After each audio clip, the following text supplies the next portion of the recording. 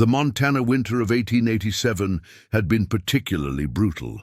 Snow piled high against cabin walls, and temperatures plummeted so low that breath crystallized mid-air. It was against this unforgiving backdrop that Eliza Montgomery stepped off the train. At Wolf Creek Station, her entire life packed into 2 modest suitcases. She had traveled over 2,000 miles from Boston to marry a man she'd never met, a rancher named Thomas Blackwood, who had placed an advertisement seeking a respectable woman of good character and fortitude to be his wife. Before we jump back in, tell us where you're tuning in from, and if this story touches you, make sure you're subscribed, because tomorrow I've saved something extra special for you. As the station master directed her to the Blackwood property, he avoided her eyes, his voice trailing off into uncomfortable silence. She arrived at the ranch to find not her intended husband, but a scene of carnage that would haunt her dreams forever. Thomas Blackwood and 4 ranch hands lay dead, their bodies arranged in a macabre tableau that suggested something more sinister than a simple robbery. Only one man survived, Thomas's childhood friend and business partner Samuel Reed, who claimed to know the terrible truth behind the massacre. But nothing in Samuel's story added up, and as Eliza found herself trapped at the remote ranch with a possible murderer, she began to uncover secrets about her would-be husband that made her question everything she thought she knew about the man she had traveled so far to marry. Eliza Montgomery had been corresponding with Thomas Blackwood for nearly 6 months. Their exchange began formally. His advertisement in the Boston Herald had been straightforward and businesslike, requesting a bride of sound constitution and moral virtue to join him on his Montana cattle ranch. Eliza, 26 and facing spinsterhood after her father's banking business collapsed, taking her dowry and prospects with it, had responded with equal pragmatism. "I possess the qualities you seek," she had written. "I am healthy, educated, and capable of managing a household. While I have no experience with ranch life, I am willing to learn and adapt." Over the months, their letters had evolved from practical discussions of household management and ranch operations to more personal revelations. Thomas shared stories of his childhood in Pennsylvania, his journey west after the war, and the partnership he'd formed with his childhood friend Samuel to build what he described as the finest cattle operation in Wolf Creek Valley. Eliza told him about her love of literature, her skill with numbers that had helped her father's failing business stay afloat a few months longer than it might have otherwise, and her dreams of someday having children to raise in wide-open spaces far from Boston's crowded streets. By the time Thomas proposed marriage through the mail, enclosing a train ticket and $50 for new clothes befitting a rancher's wife, Eliza felt she knew him well enough to accept. What choice did she have, really? Her father had died of heart failure shortly after his financial ruin was complete. Her mother had preceded him to the grave years earlier. With no siblings and only distant relatives who viewed her as an unwelcome burden, Eliza packed her belongings, said goodbye to the city of her birth, and boarded a westbound train. The journey had been arduous. 7 days of constant motion, changing trains in Chicago, Omaha, and finally Helena before boarding the local line to Wolf Creek. She had slept poorly, eaten badly, and arrived exhausted but hopeful. Thomas had promised to meet her himself, but as she scanned the small station platform, she saw only the station master, a weathered man with a grey moustache and somber eyes. "Miss Montgomery?" he asked, approaching hesitantly. "Yes," she confirmed, straightening her spine despite her fatigue. "I'm here to meet Mr. Thomas Blackwood." The station master removed his hat, twisting it in his hands. "I'm afraid there's been an incident at the Blackwood Ranch." Eliza's heart quickened. "What kind of incident? Is Mr. Blackwood unable to come?" "You might say that, miss." The station master cleared his throat uncomfortably. "There's a wagon waiting to take you out there. Mr. Reed, that's Mr. Blackwood's partner. He asked me to make sure you got there safely." "I don't understand," Eliza said, clutching her reticule tighter. "What's happened?" The station master replaced his hat, avoiding her gaze. "It ain't my place to say, miss. Mr. Reed will explain everything." The wagon driver was as taciturn as the station master had been evasive. Despite Eliza's increasingly pointed questions, he offered nothing more than grunts and an occasional, "Mr. Reed will tell you." The journey took nearly 2 hours. The wagon rumbling over frozen ruts in the road, winding through snow-covered hills dotted with pine and spruce. When they finally crested a rise, Eliza caught her first glimpse of what was to have been her new home. The Blackwood Ranch spread across a sheltered valley, a large 2-story house built of sturdy logs and stone dominating the center of the property. A barn, bunkhouse, and several smaller outbuildings formed a rough square around a central yard. In summer, Eliza imagined, it might be quite picturesque. But now, under leaden skies with wisps of smoke curling from the main house chimney, it looked foreboding. As they approached, Eliza noticed something else. A small crowd gathered near the bunkhouse, men on horseback, others standing in hushed groups, and something on the ground, covered with canvas tops. The wagon had barely stopped when a tall man with copper-colored hair and a neatly trimmed beard strode toward them.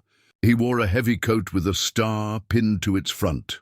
"Miss Montgomery?" he inquired, helping her down from the wagon with a gentle but firm hand. "I'm Sheriff Walker. I'm afraid you've arrived at a difficult time." "So I've gathered," Eliza replied, her voice steadier than she felt. "Though no one seems willing to tell me exactly what's happened, I'm here to meet my fiancé, Thomas Blackwood." The sheriff's expression softened with unmistakable pity. "I'm very sorry to be the one to tell you this, ma'am, but Mr. Blackwood is dead, murdered, along with 4 of his ranch hands." The world seemed to tilt beneath Eliza's feet. She gripped the wagon for support, dimly aware of the driver removing her luggage. "Murdered," she repeated faintly. "How? When?" "Last night, as near as we can figure. Mr. Reed found them this morning when he returned from Helena." The sheriff gestured toward a man standing apart from the others, staring out over the snow-covered pasture. Even from a distance, Eliza could see that Samuel Reed was a striking figure, tall and broad-shouldered, with dark hair and the weathered complexion of a man who spent his days outdoors.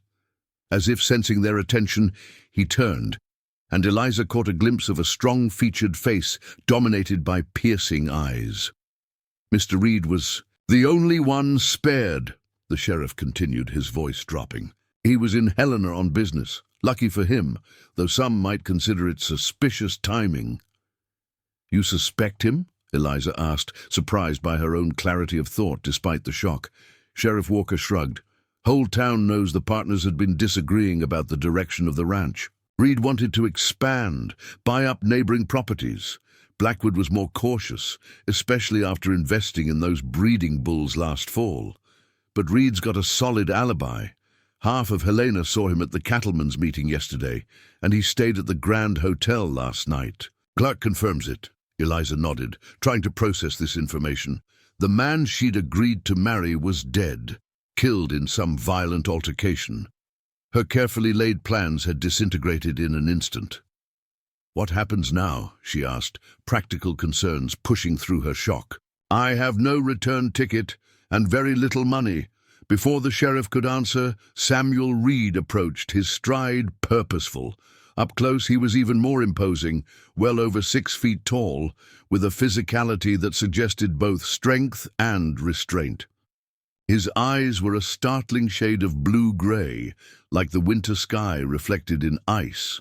"Miss Montgomery," he said, his voice deeper than she had expected, with a subtle southern inflection.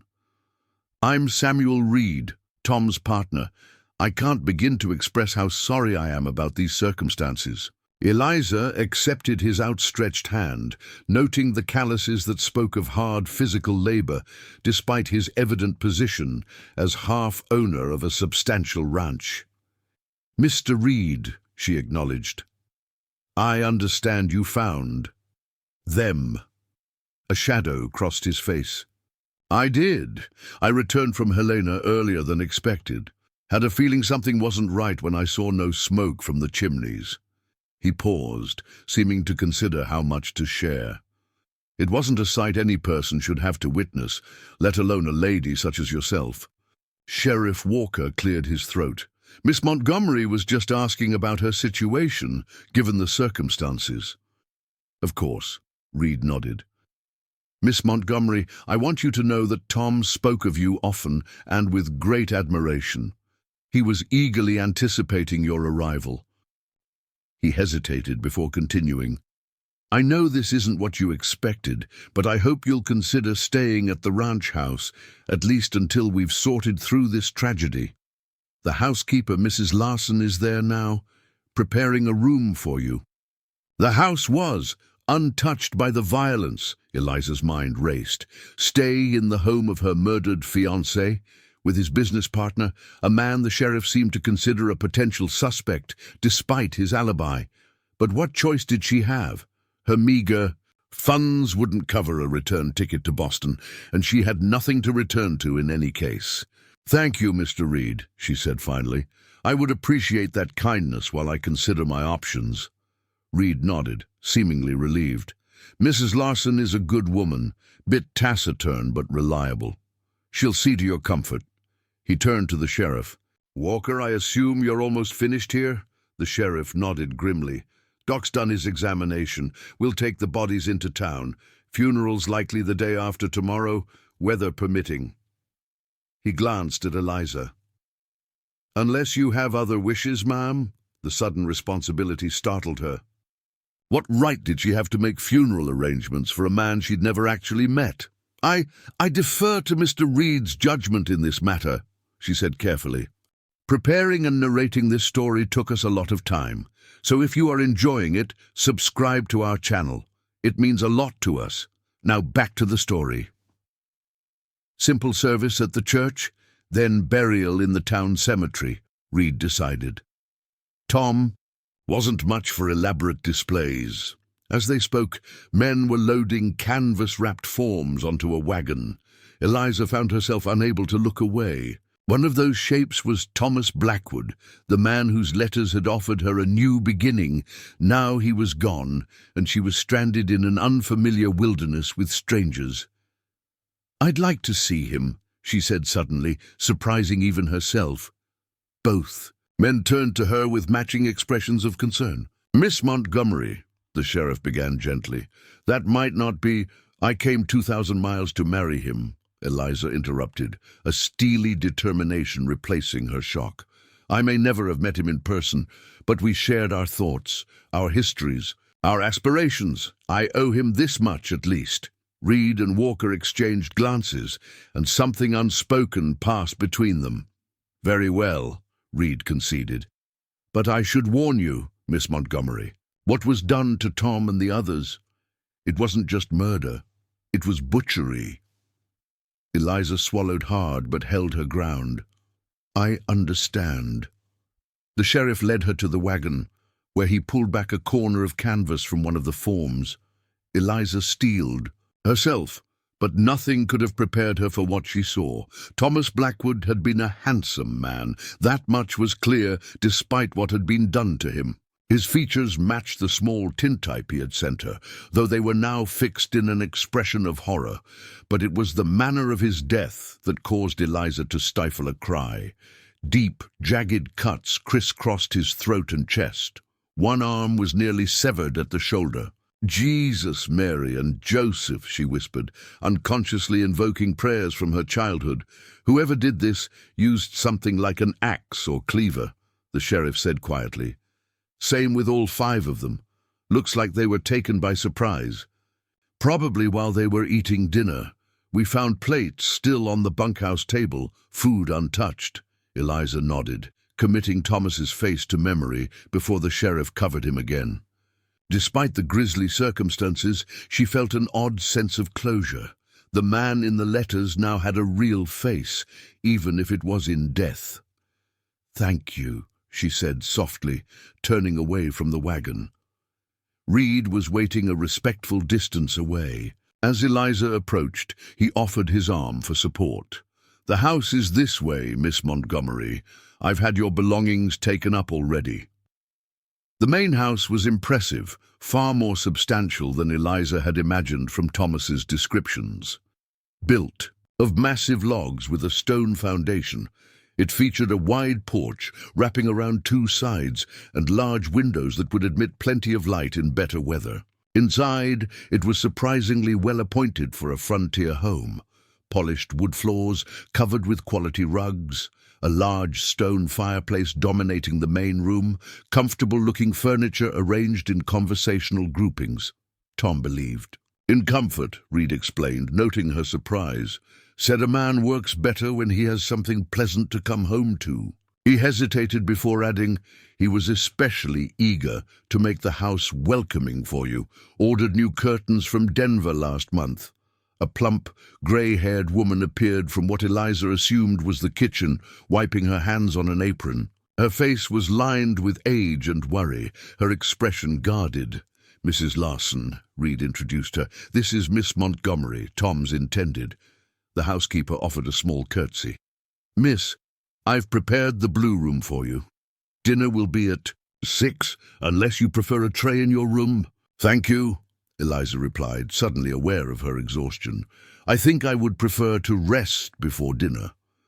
Mrs. Larson nodded and led Eliza upstairs to a pleasant bedroom decorated in shades of blue and cream. Her luggage waited beside a chest of drawers, and a fire burned cheerfully in a small fireplace. The bed looked invitingly comfortable after days of train travel. "There's hot water in the pitcher if you'd like to freshen up," Mrs. Larson said, her tone softening slightly. "I'll bring up some tea." Left alone, Eliza sank onto the edge of the bed, the events of the day finally overwhelming her. Thomas was dead. Her carefully constructed future had vanished. She was alone in a strange house in the wilderness, surrounded by people she didn't know, in the aftermath of a brutal crime. Yet strangely, she felt no impulse to weep. Perhaps the shock was still too fresh, or perhaps her years of self-reliance after her family's downfall had hardened her against life's cruel turns. Instead, she found herself analyzing her situation with pragmatic clarity. She had little money, no immediate prospects, and no home to return to. The ranch, presumably, would now belong entirely to Samuel Reed. She would need to find employment, perhaps as a teacher if the town had a school, or as a shopkeeper's assistant. First, though, she needed to understand exactly what had happened. Here, when Mrs. Larson returned with tea, Eliza asked the question that had been foremost in her mind. "Mrs. Larson, do you have any idea who might have wanted to harm Mr. Blackwood and his men?" The housekeeper's hands trembled slightly as she set down the tray. "It's not my place to speculate, miss." "Please," Eliza pressed. "I've come all this way to marry him. Surely I have some right to know about the circumstances of his death." Mrs. Larson's weathered face showed conflict, but finally she sighed and sat in a chair near the door. "Mr. Blackwood was a good employer, fair, treated his men well, but he had enemies, same as any successful man does in these parts." "What kind of enemies?" Eliza prompted, when the woman fell silent. "There's the Porter brothers, for one. Own the next ranch over. Been trying to buy this land for years, but Mr. Blackwood wouldn't sell at any price. Then there's Hollister, runs the saloon in town. Mr. Blackwood caught him watering down the whiskey, threatening to expose him." Mrs. Larson hesitated. "And there's been trouble with some of the men, Mr. Reed hired last autumn. Rough sorts, not like the usual ranch hands." "I thought Mr. Reed and Mr. Blackwood were partners," Eliza said, catching the implication.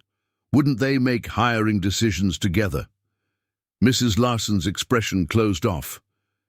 "As I said, miss, it's not my place.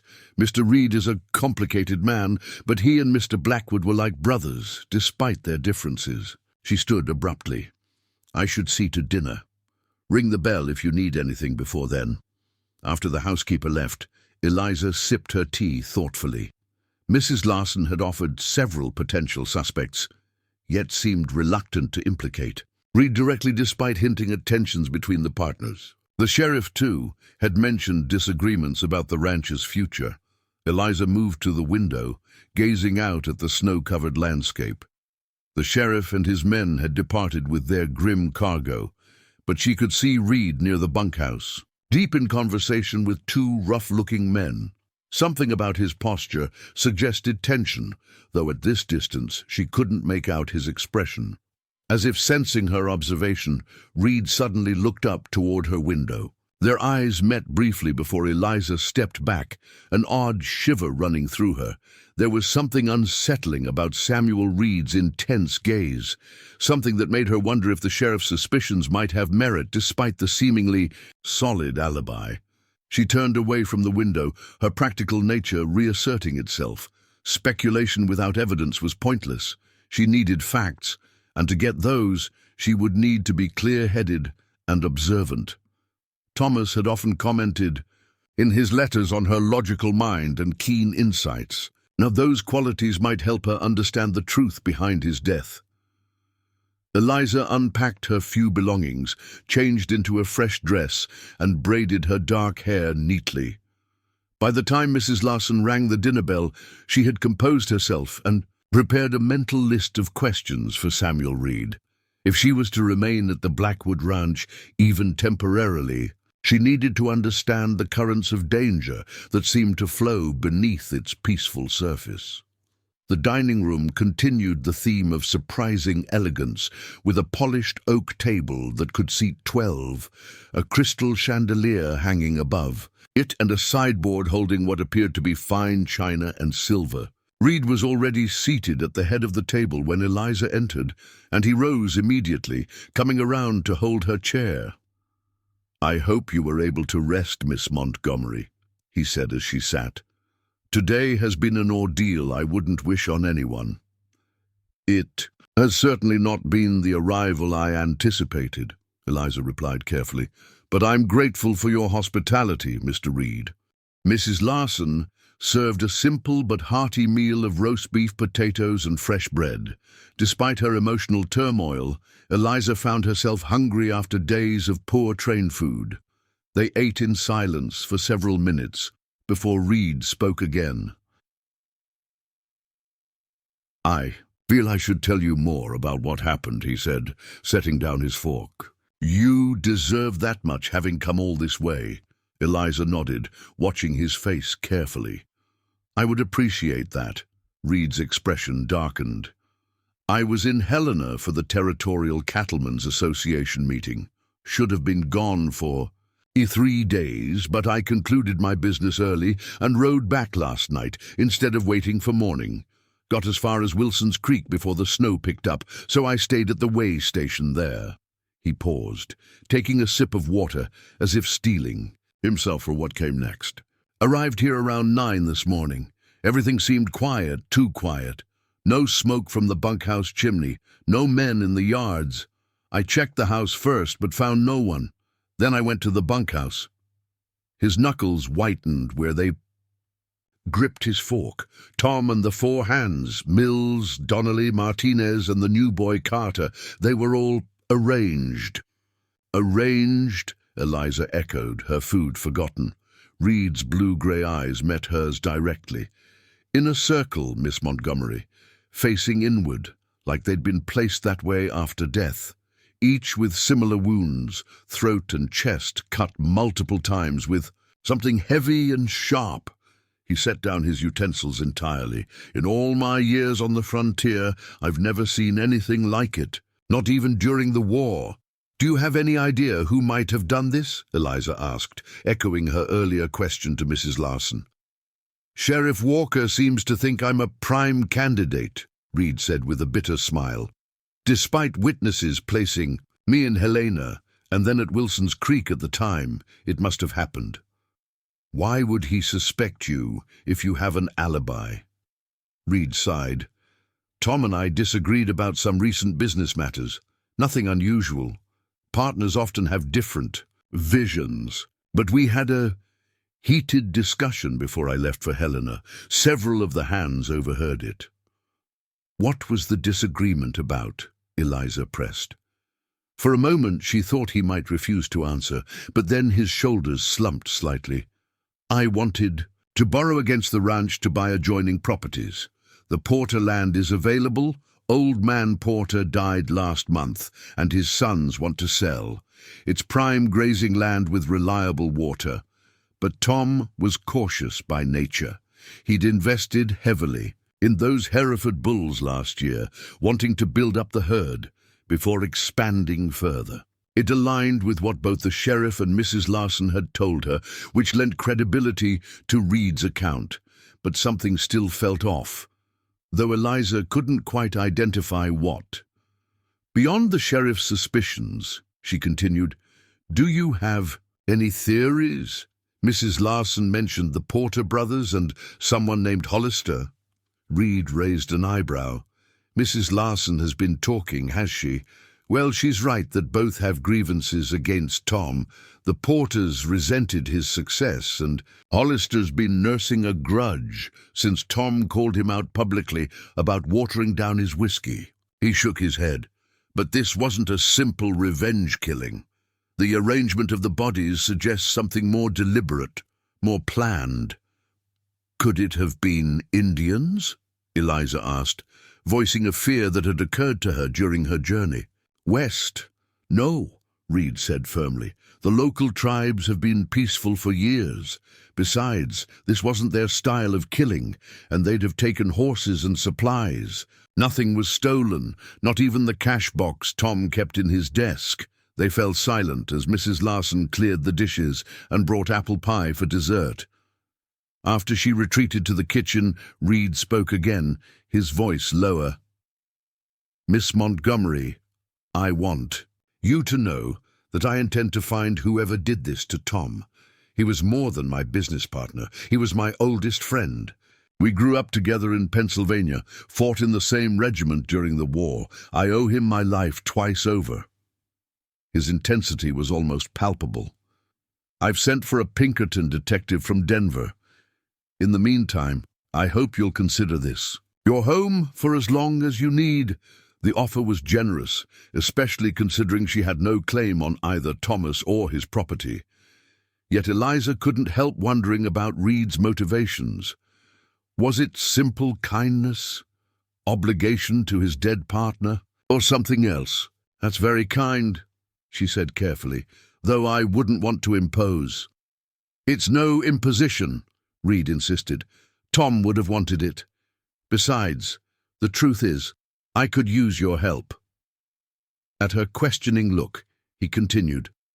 Tom kept the ranch. Books. I'm more comfortable with cattle than ledgers. From your letters he gathered you have a good head for numbers. So he had read her correspondence with Thomas. It wasn't entirely surprising. Partners in a business would naturally share important information, but it still felt like an intrusion. I do have some experience with bookkeeping, she acknowledged. My father was a banker before his business. And failed. Then it's settled, Reed said, as if the matter were decided. You'll stay at least until spring when travel is easier. You can help with the books, and in return you'll have a safe place to live while you decide your next steps. He hesitated before adding, and perhaps you can help me understand what really happened here. A fresh perspective might see things I'm missing. The proposition was logical enough, yet Eliza sensed layers beneath Reed's straightforward offer. Was he genuinely seeking her help, or did he want to keep her close for some other reason? If he had any involvement in Thomas's death, having her under his roof would allow him to monitor what she learned or suspected. Yet what choice did she have, really? No money, no connections in this wild territory, and winter closing in.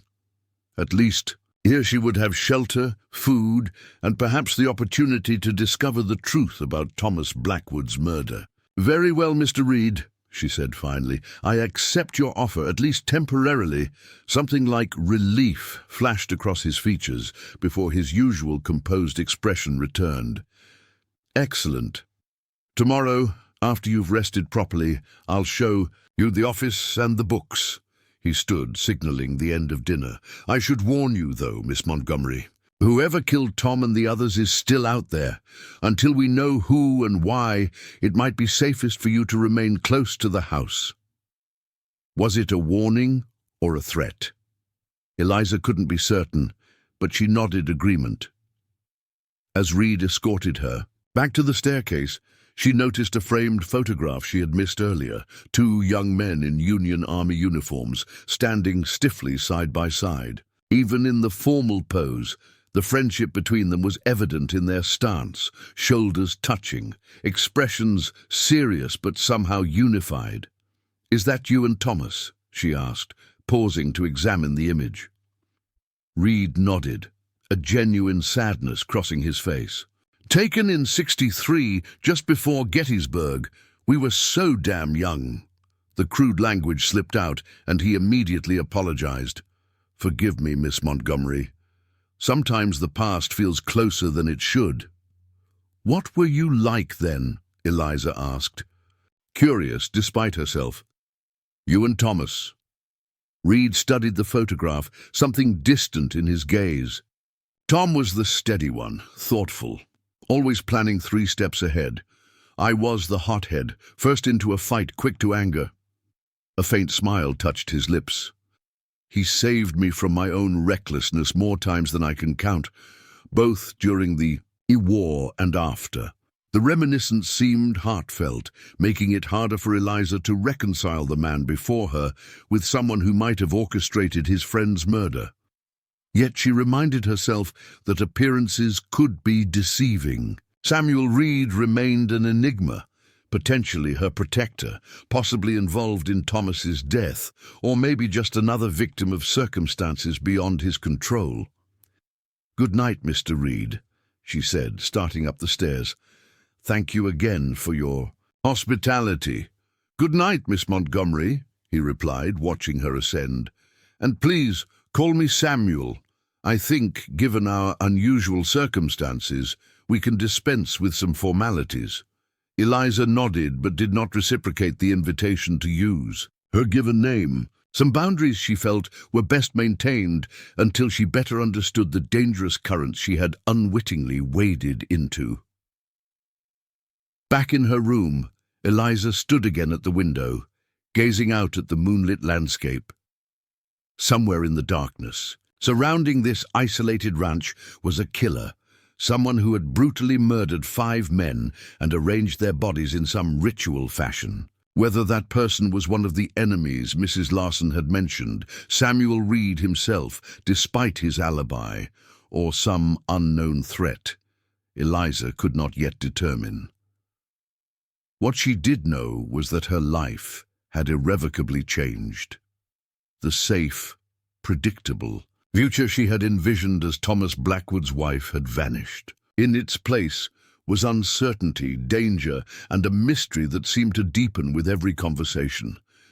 As she prepared for bed, Eliza made a silent promise to the man she had never met in life. She would discover the truth about his death, no matter where that truth led. Her logical mind, the quality Thomas had most admired in their correspondence, would be her greatest asset in navigating the perilous situation she now found herself in. And perhaps, in unraveling the mystery of Thomas Blackwood's murder, she might also find a new purpose for herself in this harsh but beautiful frontier. Sleep eluded Eliza that night, each creak of the house settling, each moan of the winter wind against the windows jolted her to alertness. Twice she rose to stoke the fire, unable to shake the bone-deep chill that seemed to emanate from more than just the Montana winter. Dawn arrived with soft gray light filtering through frost-covered windows. Eliza dressed quickly in her warmest attire, a practical wool skirt and blouse, overlaid with a knitted shawl. Her Boston clothes, she realized, were ill-suited to the harsh frontier winter. She would need to acquire more appropriate garments. If she was to remain here, Mrs. Larson had breakfast waiting when Eliza descended, hot coffee, flapjacks, and thick-cut bacon. To Eliza's surprise, Samuel Reed was absent. Mr. Reed rode out at first light, Mrs. Larson explained, noticing Eliza's glance toward the empty chair. Said to tell you he'd return by midday to show you the office. Meanwhile, I'm to help you. Get settled. The housekeeper's tone remained neutral, but Eliza detected a hint of warming toward her since the previous evening. Thank you, Mrs. Larson, Eliza said, pouring coffee into a heavy ceramic mug. Perhaps you could show me around the house. If I stay, I should understand its works. The housekeeper nodded, and after breakfast led Eliza on a tour of the spacious home. The ground floor contained the formal dining room, a well-appointed parlor, a library stocked with surprisingly varied volumes, and a study that presumably doubled as the ranch office. The kitchen was modern by frontier standards, with a large cast-iron stove and ample workspace. A back staircase led up from the kitchen to the second floor, where 4 bedrooms and a small sitting room comprised the private quarters. Mr. Blackwood's room is there, Mrs. Larson said, pointing to a closed door at the end of the hall, opposite the blue room where Eliza had slept. No one's been in since... She trailed off uncomfortably. And Mr. Reed, Eliza inquired casually. Where are his quarters? He has a cabin about half a mile east of the main house, Mrs. Larson replied. Said he preferred his privacy, though he takes most meals here and uses the office for business. Interesting, Eliza thought. The partners maintained separate living quarters despite their long friendship. Perhaps their different visions extended beyond business matters. Mrs. Larson, how long have you worked for Mr. Blackwood? Eliza asked as they returned downstairs. 5 years come spring, the housekeeper answered. Came out from Chicago after my husband passed. Mr. Blackwood advertised for a housekeeper, same way he did for... She hesitated, then finished awkwardly, for a wife. And in that time, did you notice any particular tensions between Mr. Blackwood and Mr. Reed, or with others in the area? Mrs. Larson busied herself straightening items on a shelf, avoiding Eliza's gaze. They disagreed sometimes. Like Mr. Reed told you. Business matters mostly, but lately... She paused, seeming to weigh her words. Lately it was different, more serious. How so? Eliza pressed. The housekeeper sighed, abandoning pretense. Mr. Reed brought in those new men last fall. Rough types. As I mentioned, Mr. Blackwood didn't like it, said they weren't the sort he wanted associated with his ranch. She lowered her voice despite the empty house. One night about a month ago, I overheard them arguing. Mr. Reed said something about bigger opportunities and not having the stomach for what's necessary. Mr. Blackwood told him if that's what he wanted, he should buy out his half of the ranch and go his own way. Eliza absorbed this information carefully. Did Mr. Reed want to leave the partnership? Not likely, Mrs. Larson said with a bitter chuckle. Mr. Reed put in sweat equity when they started, but most of the capital came from Mr. Blackwood. The ranch would fetch 5 times what they paid for it now, but I doubt Mr. Reed has that kind of money to buy out Mr. Blackwood's share.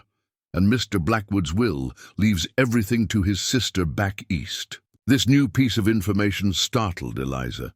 His sister. He never mentioned a sister in his letters. Mrs. Larson looked equally surprised. Miss Margaret. He spoke of her often. Lives in Philadelphia with her husband, a doctor. Strange he wouldn't mention her to his intended bride. Before Eliza could respond, the sound of horses outside drew their attention. Moving to the window, Eliza saw Samuel Reed dismounting alongside another man, tall, slender, and dressed in an expensive-looking coat that seemed out of place in the rugged surroundings. That'll be the Pinkerton man, Mrs. Larson said, peering over Eliza's shoulder. Mr. Reed must have ridden to the station to meet the morning train. Minutes later, Reed entered with his companion. Stomping snow from their boots in the entryway, the stranger removed his hat to reveal a lean face dominated by sharp, observant eyes and a precisely trimmed mustache.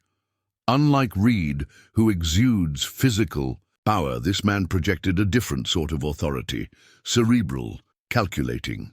"Miss Montgomery," Reed greeted her, "may I present Mr. Nathaniel Archer of the Pinkerton Detective Agency. Mr. Archer, this is Miss Eliza Montgomery, who was engaged to marry Thomas Blackwood." The detective bowed slightly. "My condolences, Miss Montgomery. A terrible situation to arrive at." "Thank you, Mr. Archer," Eliza replied, studying him with undisguised interest. "I hope you can help uncover the truth about Mr. Blackwood's death." "That is my intention, madam," Archer said, his voice cultured and precise, suggesting Eastern education. "Mr. Reed has briefed me on the basic facts, but I would value hearing your observations as well when convenient." "Miss Montgomery only arrived yesterday," Reed reminded him, "after the bodies were removed." "Nevertheless," Archer countered smoothly, "fresh eyes sometimes notice what familiarity overlooks, and as Mr. Blackwood intended, she may offer insights into his state of mind through their correspondence." Reed looked as if he might object, but instead nodded curtly. "Mrs. Larson, could you prepare coffee for us in the study? Miss Montgomery, if you're ready, I can show you the office now, and perhaps afterward you might speak with Mr. Archer." The study proved to be a well-organized space, dominated by a large desk of polished oak. Bookshelves lined one wall, filled with volumes on cattle breeding, land management, and territorial law, interspersed with what appeared to be personal journals. A cabinet contained various ledgers and files, all neatly labeled in a precise. "And Tom was methodical to a fault," Reed commented, noticing Eliza's appraisal of the orderly room. "Every receipt, every expense, every head of cattle logged and accounted for." He moved to the desk and opened the central drawer, extracting a leather-bound ledger. "This is the main accounting book. Records of all transactions, payroll, purchases, sales." He handed it to Eliza, who opened it carefully. The entries were indeed meticulous, recorded in a neat script she recognized from Thomas's letters.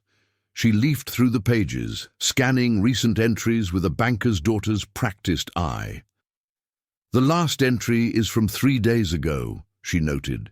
"The day before the incident, a payment to someone named Wilson for winter feed." Reed nodded. "Tom must have made it just before." He left the sentence unfinished, but his expression darkened. "Miss Montgomery, I'd like your help reviewing these books, not just for the ranch operations moving forward, but because I wonder if there might be something in them that relates to what happened." "What do you mean?" Eliza asked. Reed hesitated, then continued in a lower voice. "Tom was worried about something these past few weeks, spending more time with these books, checking figures repeatedly. When I asked what he was looking for, he was evasive." "You think he found financial irregularities?" "I'm not sure," Reed admitted, "but it seems a strange coincidence that he was killed just days after I noticed this behavior." A soft knock interrupted them as Mrs. Larson entered with a tray bearing coffee and cookies. Reed thanked her and waited until she had departed before continuing. "There's something else you should know," he said, voice still low. "Something I haven't told Sheriff Walker or even Archer yet."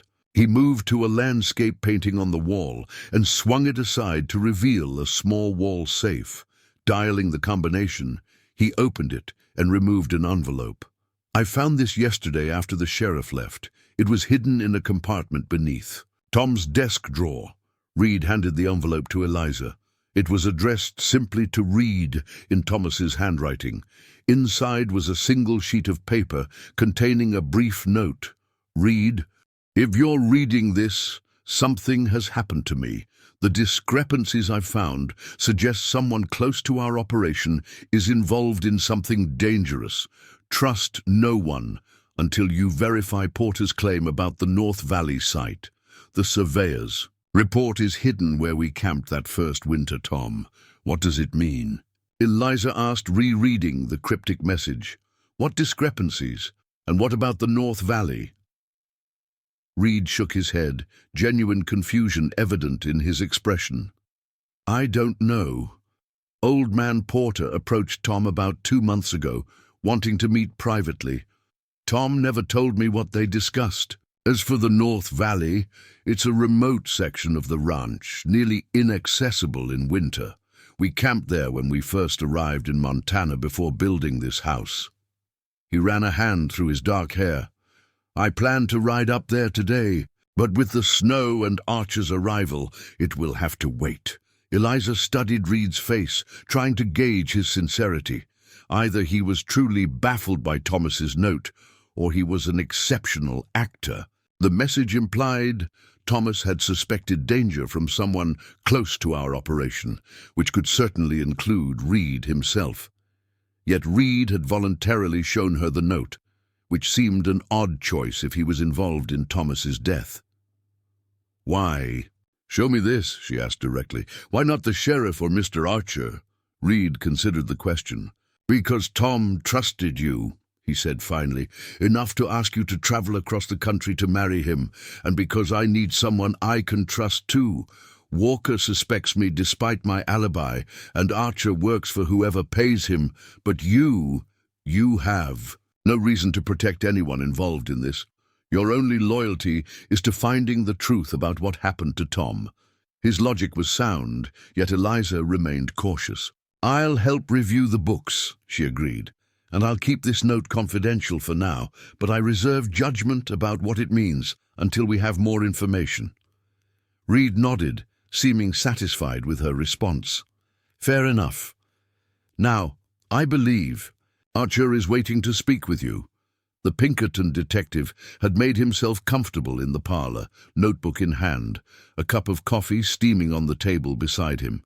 He rose as Eliza entered, waiting for her to be seated before resuming his own chair. "Miss Montgomery," he began without preamble, "I understand your relationship with the deceased was conducted entirely through correspondence.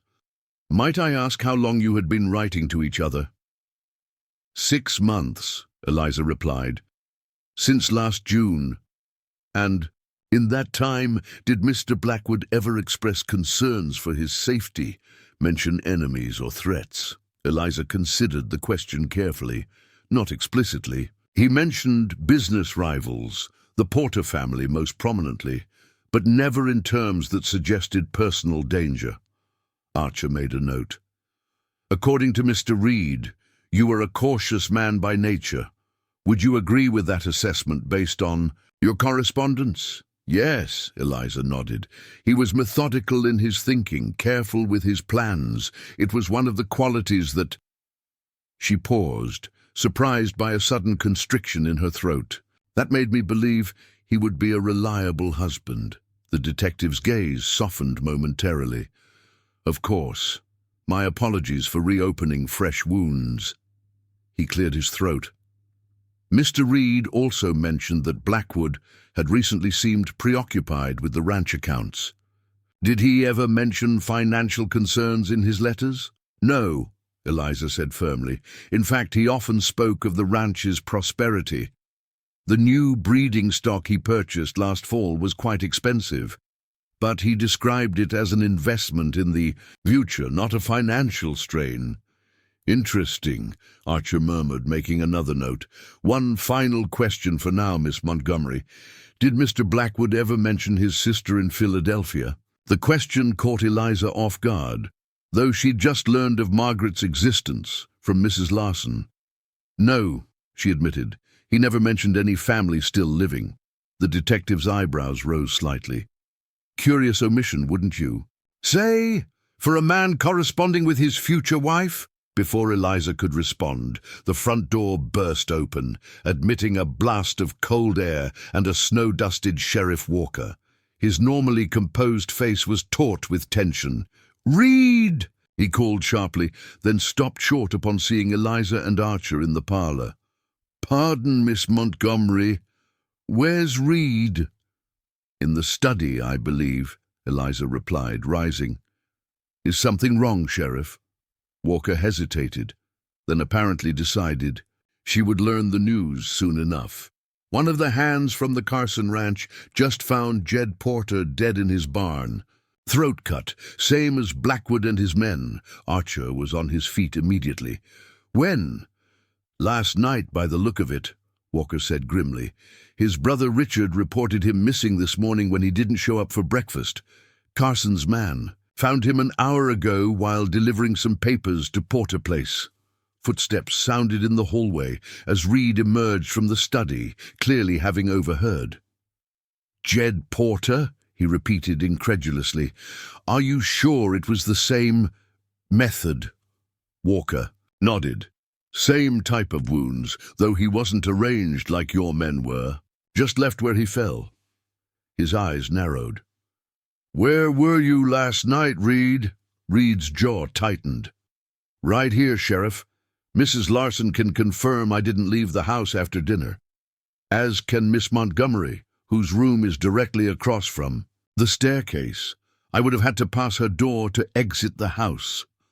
All eyes turned to Eliza expectantly. She realized with a jolt that Reed was asking her to provide him an alibi, though she had no way of knowing if he had actually remained in the house all night. The back stairs from the kitchen would have allowed him to leave without passing her door. Yet if Reed was involved in the Porter murder, why draw attention to her as a potential witness? It would make more sense to simply claim he had been in his cabin, where no one could verify his whereabouts. I was awake much of the night, she said carefully. The house makes unfamiliar sounds, and recent events have left me unsettled. I heard no one in the hall. It wasn't exactly confirming Reed's alibi, but neither was it disputing his claim. Walker seemed to accept her statement with a curt nod. I need to speak with Mrs. Larson, he said. Then I'll ride out to Porter Place. Archer, you're welcome to accompany me if your employer approves. He cast a pointed glance at Reed. By all means, Reed agreed. That's why I brought Mr. Archer here, to investigate these murders. The more he sees, the better. After Walker and Archer departed to question Mrs. Larson, Reed turned to Eliza with an unreadable expression. Thank you, he said quietly. For what? She asked, meeting his gaze steadily. For not saying you specifically didn't hear me in the hallway. Walker already suspects me. If you had said you were awake all night and heard nothing, he might have taken that as evidence I snuck out.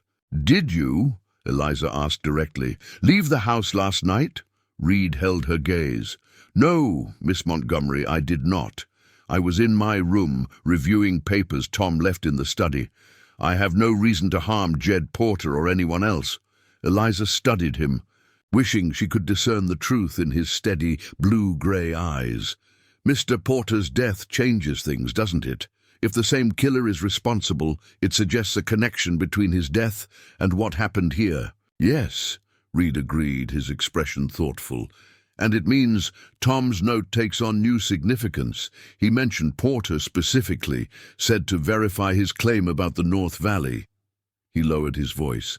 Now, both Tom and Porter are dead, and neither can tell us what that claim was. The surveyor's report might, Eliza pointed out. The one Thomas said was hidden at your old campsite. Reed nodded. I'll head up there tomorrow at first light. The valley is treacherous in winter. Steep trails, risk of avalanche.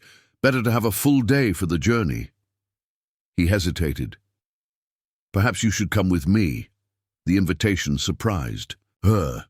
Why? Because I'm not convinced you're safe here, Reed said bluntly. 2 men connected to whatever Tom discovered are already dead. If the killer is targeting anyone who knows about the North Valley situation, you might be at risk if left alone. But I don't know anything about it, Eliza protested. The killer might not be certain of that, Reed countered, and I'd rather not risk your safety. Besides, a second pair of eyes might help locate Tom's hiding place. It's been years since we camped there. Eliza weighed her options. Remaining at the ranch alone might indeed be dangerous if Reed's theory was correct. Yet traveling to a remote valley with a man she barely knew, a man the sheriff considered a suspect despite his alibis, carried its own risks. I'll consider it, she said finally. After I've had more time to review the ledgers, perhaps they contain some clue about these discrepancies Thomas mentioned. Reed accepted her non-committal response with a nod. Fair enough. But whatever. You decide. Be cautious. Don't mention Tom's note or the North Valley to anyone. Not Walker, not Archer, not even Mrs. Larson. After Reed left to oversee the remaining ranch hands' afternoon duties, Eliza returned to the study.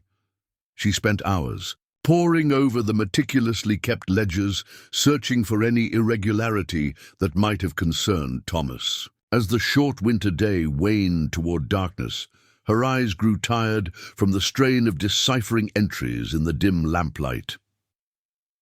She was about to stop for the evening when a small discrepancy caught her attention. In the record of cattle sales from the previous autumn, Thomas had noted 179 head to Billings Stockyard, Septon 7, but in the corresponding receipt, carefully pasted into the ledger, the number was 159.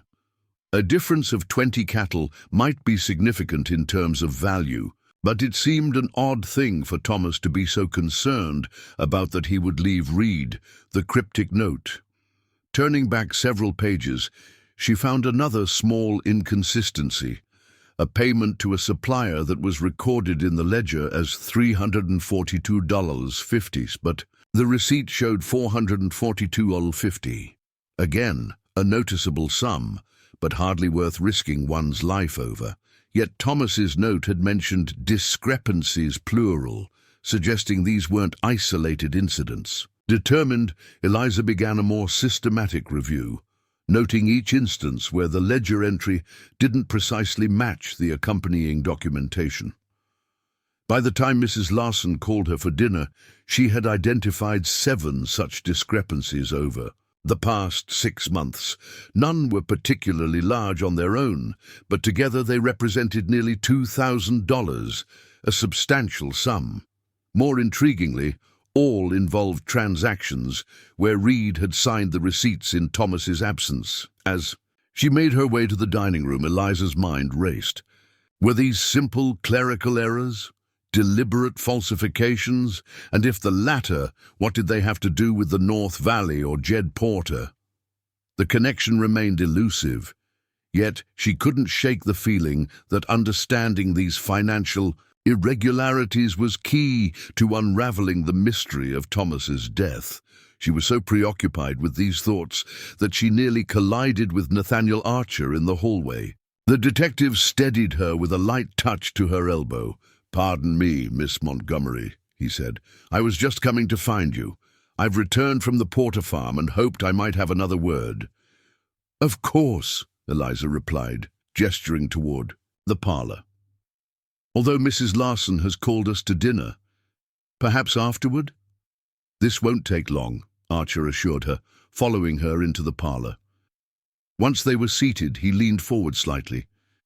"Miss Montgomery, I wonder if Mr. Blackwood ever mentioned survey work in his letters, particularly regarding the northern section of the ranch?" The question was too closely aligned with what she and Reed had just discussed to be coincidental.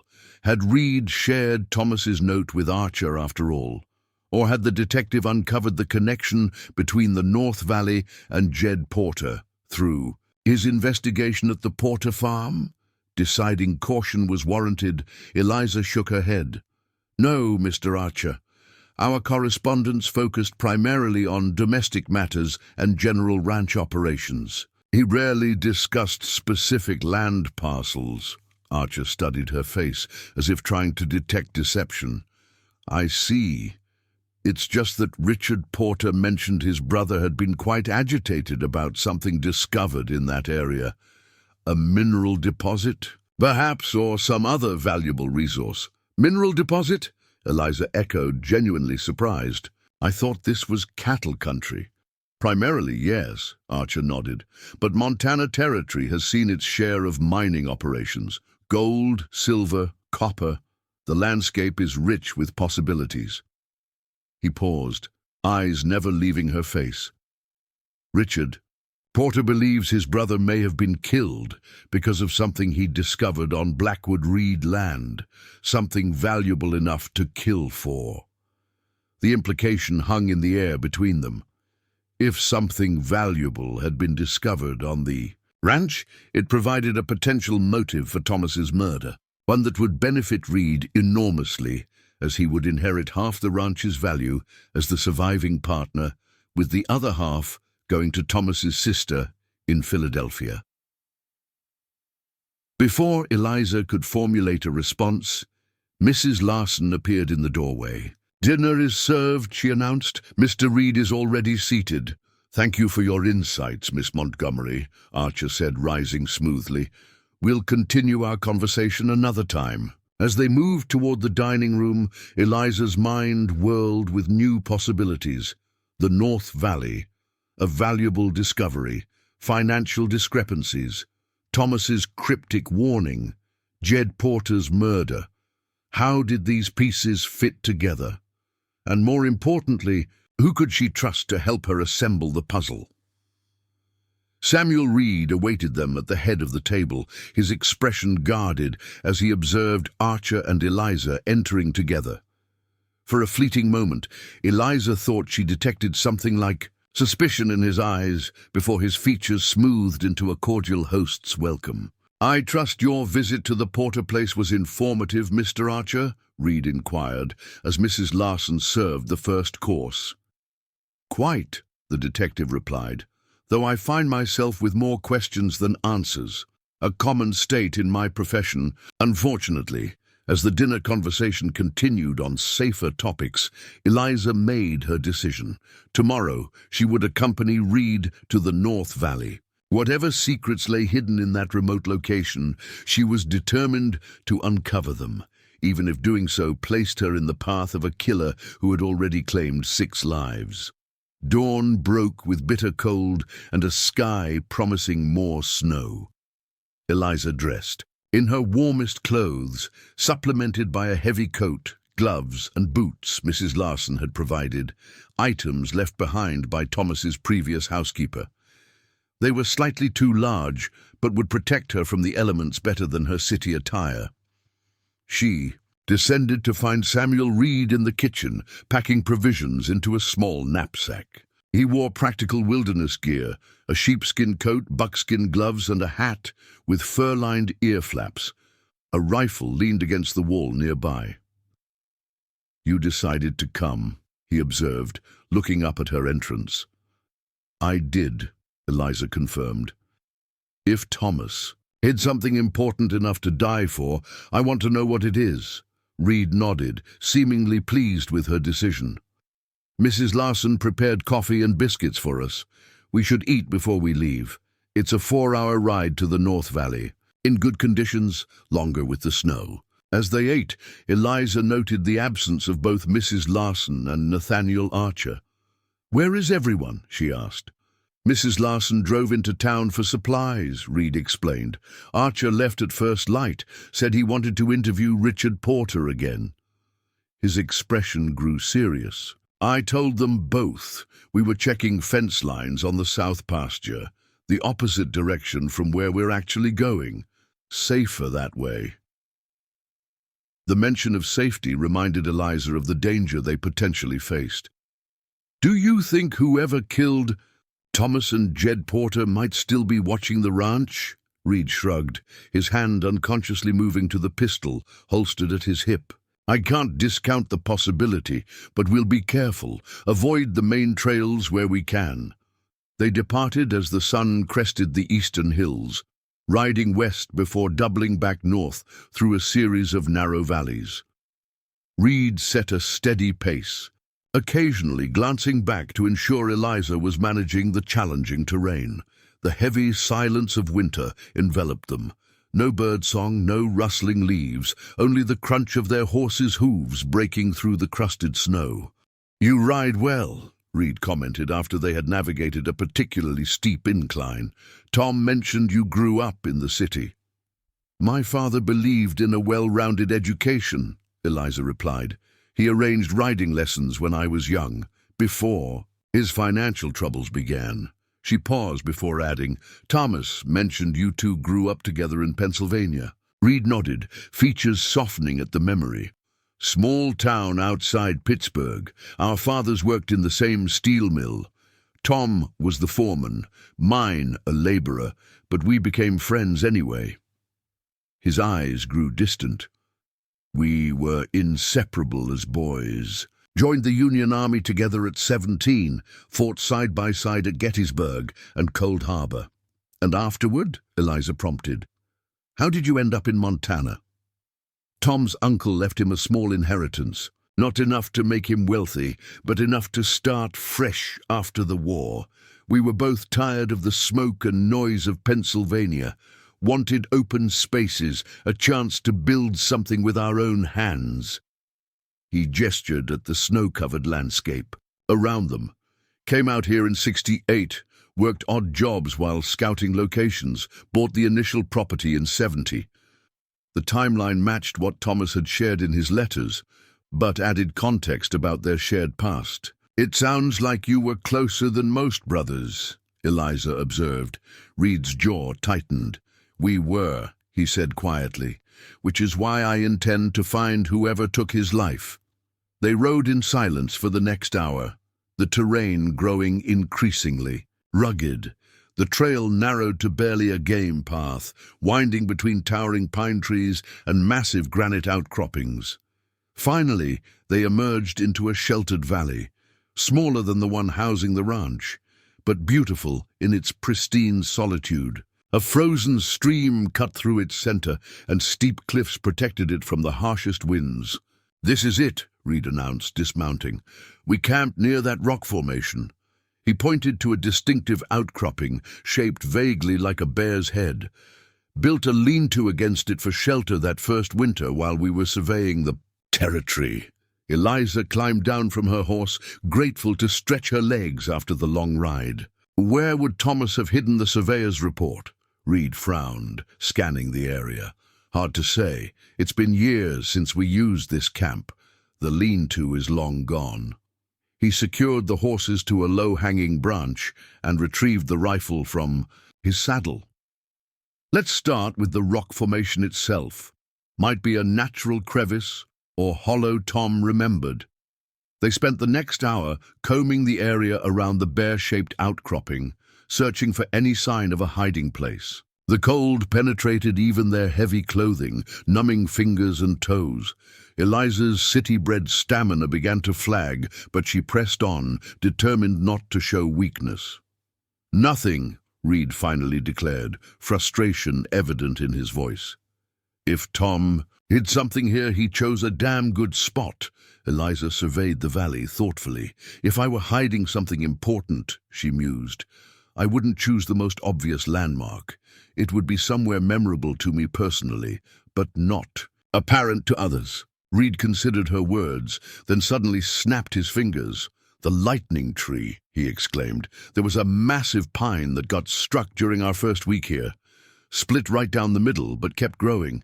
Tom said it reminded him of the country after the war, broken but resilient." He strode purposefully toward the northern end of the valley, Eliza following close behind. After a few minutes, they came upon the tree Reed had described, an enormous pine with a jagged scar running its entire length, the two halves growing at slightly different angles from each other. "This has to be it," Reed muttered, approaching. The split trunk.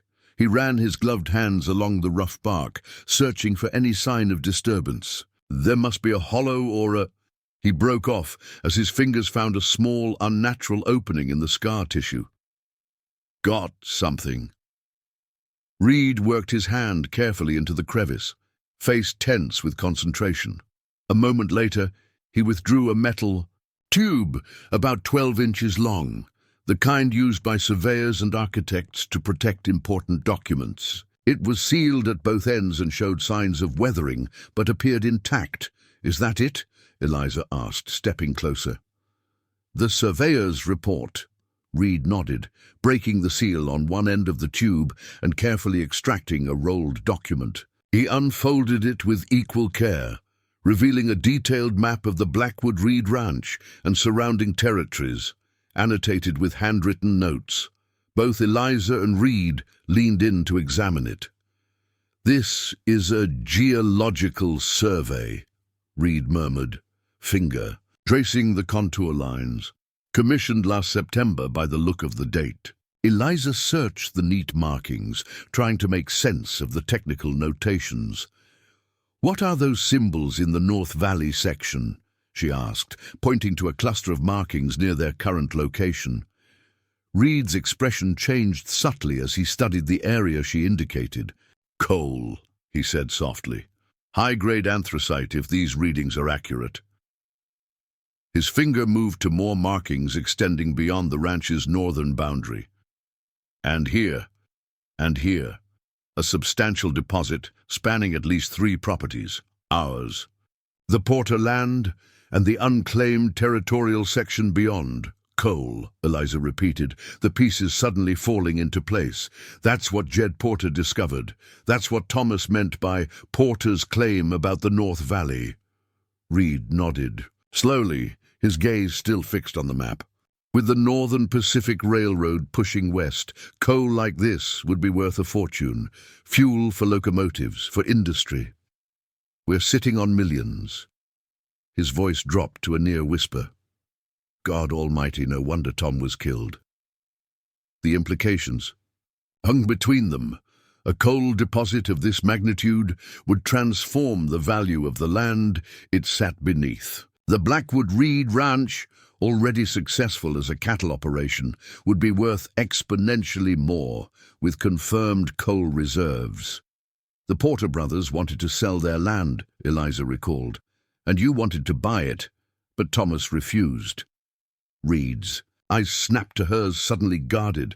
"I wanted to expand our grazing territory. I had no idea about this coal deposit."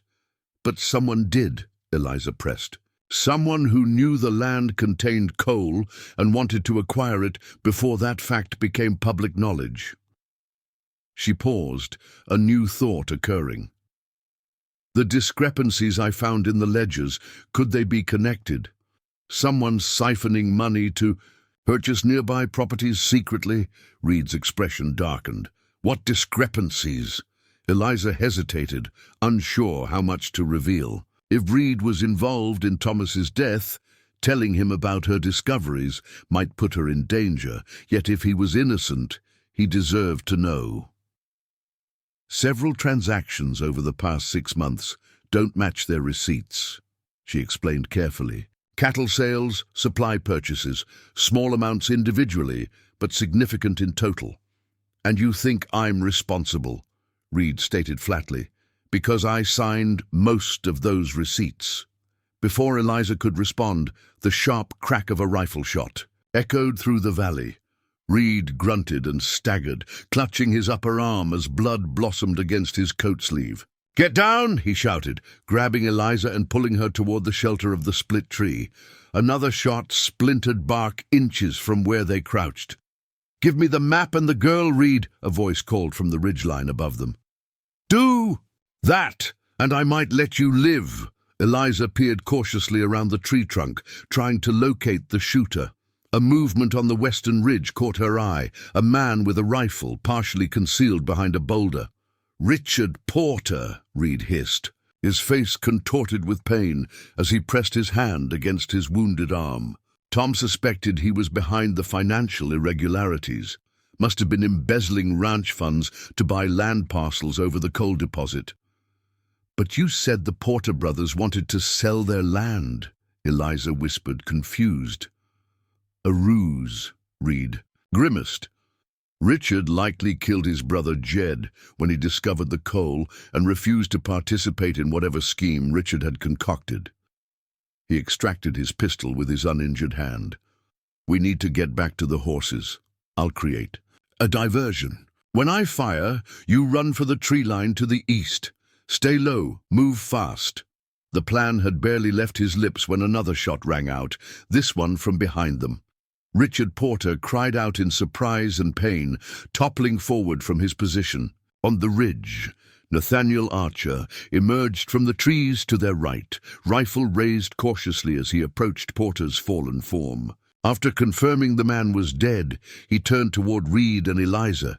"Are you hit badly, Reed?" he called, making his way down the slope. "Flesh wound," Reed replied, though his pallor suggested the injury was more serious than he claimed. "How? Did you find us?" Archer reached their position, his expression grim. "Followed you from the ranch. Mrs. Larson never left for town. Porter was holding her hostage in the root cellar. He forced her to tell him where you'd gone this morning." He glanced at the map still clutched in Reed's hand. "I take it that's what all this killing has been about." "Coal," Eliza confirmed. "A major deposit running through multiple properties." Archer nodded, as if this confirmed his suspicions. "Porter's been buying up land parcels throughout the territory, using various proxies. I found documentation at his farm proving he'd embezzled nearly $20,000 from various business partners over the past 5 years. The detective handed Reed a handkerchief to bind his wound. "He must have discovered the coal deposit months ago and been positioning himself to control as much of it as possible. And when Thomas found discrepancies in the books," Eliza continued, the picture becoming clearer, "he became a threat to Porter's scheme." "Yes," Archer agreed. "Blackwood was killed to silence him, and the ranch hands were collateral damage, witnesses who couldn't be left alive. Porter likely arranged the bodies in that ritual fashion to make the killings seem like the work of a lunatic, diverting suspicion from himself." "And Jed Porter?" Reed asked, wincing as he tightened the makeshift bandage. "Probably discovered his brother's involvement and threatened to expose him," Archer surmised. "Richard couldn't allow that." Eliza processed this information. Relief washing over her as the mystery's solution became apparent. So Thomas was killed because he discovered the financial irregularities and was close to exposing Richard Porter's scheme. "It appears so," Archer confirmed, helping Reed to his feet. "We should get back to the ranch. That wound needs proper attention, and we need to inform Sheriff Walker about Porter's involvement." As they made their way back to the horses, Eliza found herself watching Reed with lingering uncertainty. His explanation about wanting to buy the Porter land for grazing had seemed sincere, yet doubt remained. Had he truly been ignorant of the coal deposit? Or had he been working with Richard Porter only to be double-crossed? Reed caught her questioning gaze and held it steadily, despite his obvious pain. "I didn't know, Eliza," he said quietly. "About the coal, about Porter's embezzlement. None of it. I would never have betrayed Tom that way." Something in his eyes, vulnerability perhaps, or simple exhaustion, convinced her of his sincerity. Thomas had trusted this man for decades. Through war and the challenges of carving a life from the wilderness, perhaps she could trust him too. "I believe you," she said finally. "And I think Thomas would want his partner to develop this discovery, to build the legacy you both dreamed of." Reed's expression softened with visible relief. "And what about you?" he asked. "Will you stay at least until spring? The ranch needs someone with your head for figures, especially now." Eliza considered the question as they mounted their horses for the journey home. The life she had imagined. With Thomas was gone forever, but perhaps a different future awaited her in this harsh but beautiful land. One where she might help build something lasting from the foundation Thomas had left behind. "Yes," she decided, "I'll stay." The winter sky had begun to clear as they rode from the valley, pale sunlight glinting off the pristine snow. Ahead lay uncertainty, the challenge of healing wounds both physical and emotional, and the complex task of bringing Thomas's killers to justice. But for the first time since arriving in Montana, Eliza felt something like hope stirring within her, a sense that perhaps she had found her place after all, in this wild country so far from where her journey had begun.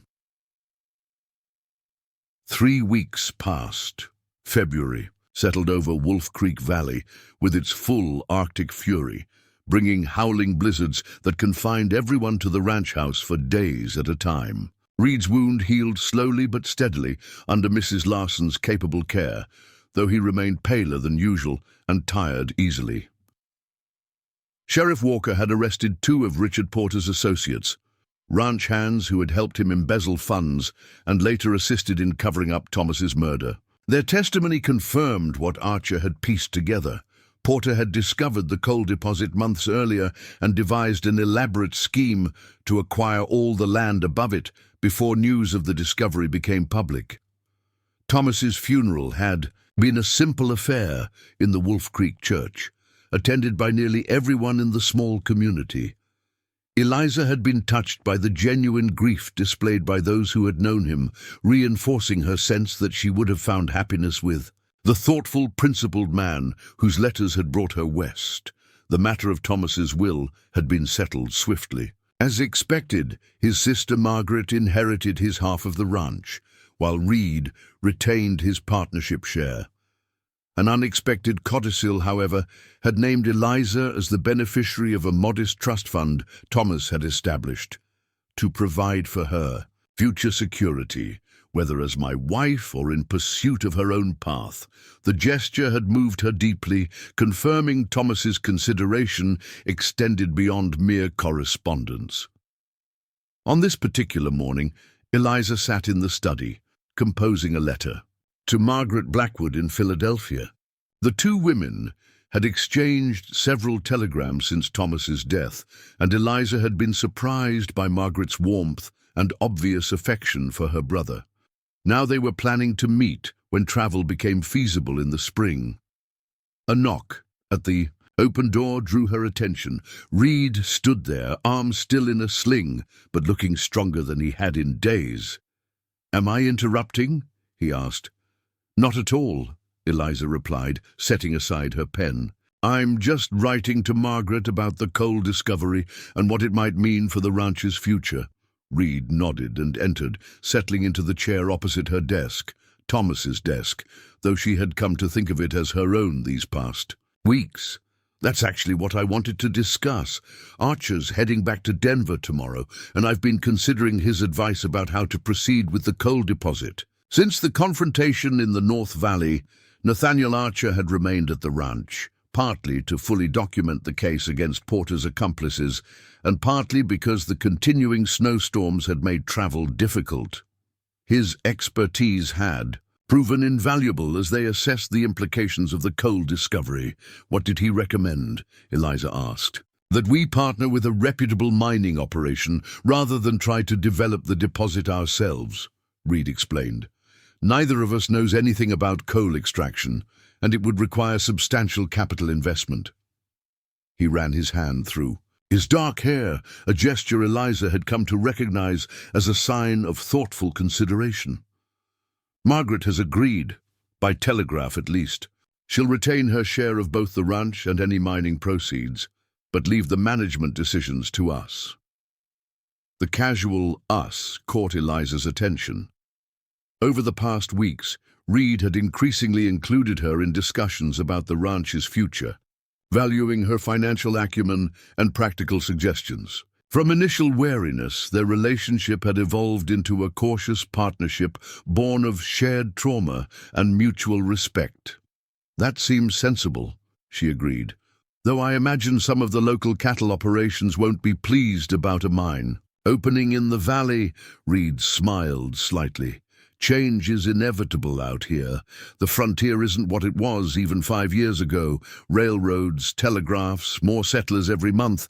We adapt or we disappear." He paused, seemingly gathering his thoughts. "Which brings me to another matter I've been meaning to discuss with you." Eliza felt a sudden flutter of anticipation, though she kept her expression neutral. "Oh, your plans," Reed clarified. "Spring will be here in a month or so. Travel will be possible again. You mentioned staying until then, but I wondered if you've given thought to what comes after." The question wasn't unexpected. Eliza had been contemplating her future almost daily, weighing options and possibilities. The trust fund Thomas had left her provided freedom to choose. She could return east, perhaps to Philadelphia, where Margaret had offered her a place to stay. Or she could remain in Montana Territory, possibly in Wolf Creek itself, where the small school was in need of a teacher. Or she could stay at the ranch, working alongside Reed as they developed both the cattle operation and the new mining venture. This last option had occupied her thoughts with increasing frequency, though she hesitated to acknowledge why. "I've considered several possibilities," she said carefully. "The trust fund Thomas established gives me options I didn't have when I first traveled west." Reed nodded, his expression revealing nothing. "Of course. You're a capable woman with many talents. You could build a good life wherever you choose." He hesitated before continuing. "But I hope you'll consider remaining here at Blackwood Reed Ranch." "In what capacity?" Eliza asked, forcing herself to meet his gaze directly. Reed shifted slightly, the first sign of discomfort she'd seen from him in this conversation.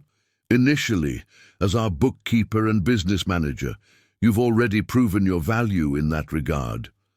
He took a breath. "But eventually, perhaps in a more permanent arrangement." The words hung between them, their implication clear yet deliberately ambiguous. Reed was offering a possibility, not a proposal, leaving room for her to define the relationship's boundaries. "That's a generous offer," Eliza said slowly. "But I wouldn't want anything decided out of mere convenience or gratitude." Reed's expression softened. "Eliza," he said, the first time he had used her given name without the formal Miss Montgomery. "Attached. Nothing about my suggestion stems from convenience. These past weeks watching you face danger and grief with such courage and dignity. Getting to know your mind, your heart." He trailed off, seeming to search for the right words. "We barely know each other," Eliza pointed out gently. "I knew Tom all my life," Reed countered, "and he chose you from hundreds of possibilities. He saw something in you through your letters, intelligence, resilience, compassion, qualities I've now witnessed firsthand." His voice grew quieter.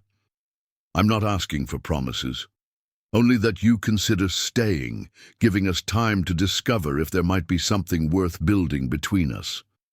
The proposal, tentative as it was, touched Eliza more deeply than she had expected. There was an honesty in Reed's approach. No flowery declarations, no pressure, simply an acknowledgement of potential and a request for time to explore it. "I appreciate your candor," she said finally, "and yes, I will consider it." She allowed herself a small smile.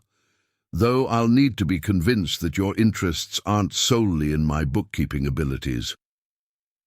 Reed's answering smile transformed, his usually serious features. "I suspect I can provide that reassurance, given the opportunity." Their moment was interrupted by Mrs. Larson announcing lunch, and the conversation shifted to more practical matters as they made their way to the dining room. Yet something had changed between them. A door opened to possibilities neither had anticipated when Eliza first arrived at the snow-covered ranch.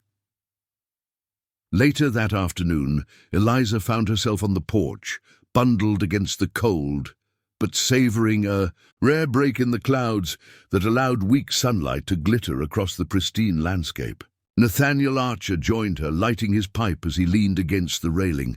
"Beautiful country," he commented, "harsh, but honest in its way." "Yes," Eliza agreed. "Not what I expected when I left Boston, but I've grown to appreciate its particular charms." Archer studied her with the perceptive gaze that made him exceptional at his profession. "Reed asked you to stay," he stated rather than questioned. Eliza raised an eyebrow. "Does anything escape your notice, Mr. Archer?" He chuckled, a rare sound from the normally serious detective. "Observation is my livelihood, Miss Montgomery, and the way Reed watches you when he thinks no one is looking would be obvious to someone far less observant than myself." A flush that had nothing to do with the cold crept up Eliza's cheeks. "Perhaps your observations are colored by romantic notions uncommon in your profession." "Perhaps," Archer conceded, tapping his pipe against the railing. "But I've investigated enough human behavior to recognize genuine regard when I see it. Reed is a good man who's known his share of hardship. He deserves happiness." He paused meaningfully. as do you. Life rarely concerns itself with what we deserve, Eliza remarked, gazing out over the snow-covered valley. True enough, Archer nodded. Which is why we must seize opportunities for joy when they present themselves, however unexpected their form or timing. He straightened, preparing to return inside. Something to consider as you make your decision. Left alone with her. Thoughts. Eliza reflected on the unlikely journey that had brought her to this moment. She had traveled west to marry a man she knew only through letters, only to find him murdered and herself stranded among strangers. Yet in the space of a few turbulent weeks, those strangers had become not quite family, but something approaching. It Mrs. Larson with her gruff efficiency and unexpected kindness, Sheriff Walker and his dogged pursuit of justice, Archer with his keen insights and quiet wisdom, and Reed, complex, steadfast Reed, whose initial suspicion had evolved into respect and now something that might, given time, deepen into love. Thomas had promised her a new beginning in Montana. Though not in the way either of them had envisioned, perhaps that promise would still be fulfilled. The setting sun painted the snow-covered mountains with hues of pink and gold, a spectacular display that seemed offered for her alone. In that moment of solitary beauty, Eliza made her decision. She would stay, not because she lacked options or feared change, but because for the first time since arriving, she felt the stirrings of genuine belonging. Spring would bring new challenges, Margaret's visit, negotiations with mining companies, decisions about the ranch's future direction. But it would also bring green grass to the valley, calves to the herd, and the chance to build something meaningful from the tragedy that had marked her arrival. As darkness fell, Eliza caught the reflection of lamplight in the window. Reed moving about the parlor, stoking the fire against the evening chill. Watching him, she felt a sense of rightness, of possibilities waiting to unfold. The path ahead was uncertain, but no longer frightening. Tomorrow she would tell him her decision. Tonight she would savor the quiet certainty that had settled in her heart, as enduring as the mountains that stood sentinel over the valley she was beginning to call home. April brought the first genuine thaw to Wolf Creek Valley. Snow retreated up the mountainsides, revealing tender shoots of new grass beneath. Creeks swelled with meltwater, their surfaces glittering in strengthening sunlight. The ranch awakened from its winter dormancy as cattle were moved to fresh pastures, and repairs commenced on structures damaged by the harsh season. Eliza stood on the porch, savoring the warm breeze that carried hints of pine and damp earth. 3 months had passed since she'd first arrived at Blackwood Reed Ranch, a mail-order bride with modest expectations and practical ambitions. The woman who now surveyed the bustling activity of the ranch yard bore little resemblance to that cautious traveler. Her face had tanned slightly from outdoor work. Her hands had grown accustomed to tasks beyond ledger entries and correspondence, and her spirit had found an unexpected resilience in this wild country. The stage from Helena, just past Wilson's. Greek, Mrs. Larson announced, joining her on the porch, should arrive within the hour. Eliza nodded, smoothing her skirt nervously. Is everything prepared for our guest? The blue room is ready, fresh flowers on the table, and I've prepared a proper Eastern dinner, Mrs. Larson confirmed. Over the past months, the housekeeper had thawed considerably toward Eliza, their initial formality evolving into something approaching friendship. Though I doubt even my best efforts will match Philadelphia standards. I'm sure it will be perfect, Eliza assured her. From Margaret's letters, she seems quite eager to experience genuine frontier hospitality. The impending arrival of Thomas's sister had occupied much of Eliza's thoughts in recent days. Their correspondence had grown increasingly warm, united by shared grief and curiosity about one another. Margaret Blackwood Wells, 10 years Thomas's senior and now in her 40s, had expressed no interest in selling her inherited share of the ranch. Instead, she seemed genuinely invested in understanding the place her brother had chosen to build his life and legacy. The sound of hoofbeats drew Eliza's attention. Samuel Reed rode into the yard, returning from his morning inspection of the North Valley property, where preparations for the coal mining operation were underway. He dismounted with the easy grace of a lifelong horseman, though Eliza noted he still favored his left arm slightly, a lingering reminder of the confrontation with Richard Porter. Their eyes met across the yard, and Reed's expression softened into the smile he seemed to reserve exclusively for her. In the 2 months since their conversation in the study, their relationship had developed with cautious deliberation. Reed had been true to his word, applying no pressure beyond occasional invitations to ride alongside him as he worked the property, or to share private dinners where they gradually revealed their histories, hopes, and philosophies. Eliza had come to appreciate his quiet strength, wry humor, and unwavering integrity. The initial wariness she'd felt toward him had transformed into respect, then affection, and finally an emotion she was not yet ready to name, but which quickened her pulse whenever he entered a room. "How are the preparations at the north site?" she called as he approached the porch. "On schedule," Reed replied, removing his hat as he climbed the steps. "The surveyors from Montana Coal and Mineral finished marking the initial excavation points. They're confident we can begin extraction by midsummer." He glanced toward the road. "Any sign of Margaret's stage?" "Mrs. Larson says it's just past." "Wilson's Creek," Eliza answered. "Should arrive shortly." Reed nodded, a flicker of tension crossing his features. "I'd better clean up then. Make a proper impression on Tom's sister." Eliza caught his arm gently as he turned to enter the house. "She's not coming to judge us, Samuel. Her letters indicate she's simply curious about the place Thomas loved." Reed's expression remained troubled. "Still, I can't help feeling she'll hold me responsible for not protecting him. I was his partner, his oldest friend. I should have recognized the danger Porter posed." This recurring thread of guilt had surfaced periodically in Reed's darkest moments. Eliza had come to recognize it as part of his nature, the same sense of responsibility that made him an excellent ranch manager also led him to assume burdens beyond his control. "Thomas made his own choices," she reminded him softly.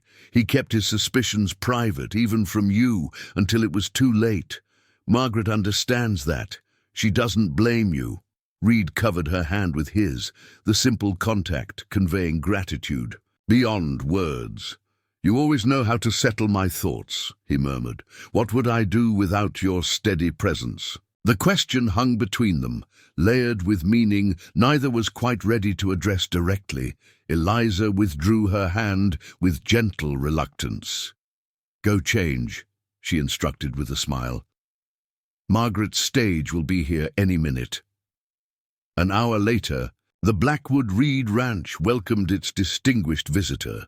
Margaret Blackwood Wells proved to be a handsome woman of medium height, her brown hair streaked with dignified silver, her features bearing a notable resemblance to her late brother. She carried herself with the poise of Philadelphia society, but displayed none of the condescension Eliza had secretly feared. "So this is the place that captured my brother's heart," Margaret remarked, as Reed concluded a tour of the main house. "I see its appeal more clearly now. There's a freedom here, a sense of possibility that's quite intoxicating after the constraints of eastern cities." Thomas spoke often of his fondness for the open spaces, Eliza offered. In his letters, he described the valley as breathing room for the soul. Margaret's eyes brightened with unshed tears. "That sounds exactly like him, always the poet beneath his practical exterior." She turned to Reed. "He wrote of you frequently." "As well, Mr. Reed, the brother of my choosing, he called you." Reed's composure faltered momentarily. "He was the best man I've ever known," he said quietly. "Not a day passes that I don't feel his absence. Yet his presence remains in what you've built together." Margaret observed, gesturing toward the window where the ranch spread before them. "And in what you continue to build." Her gaze shifted meaningfully between Reed and Eliza, a knowing smile touching her lips.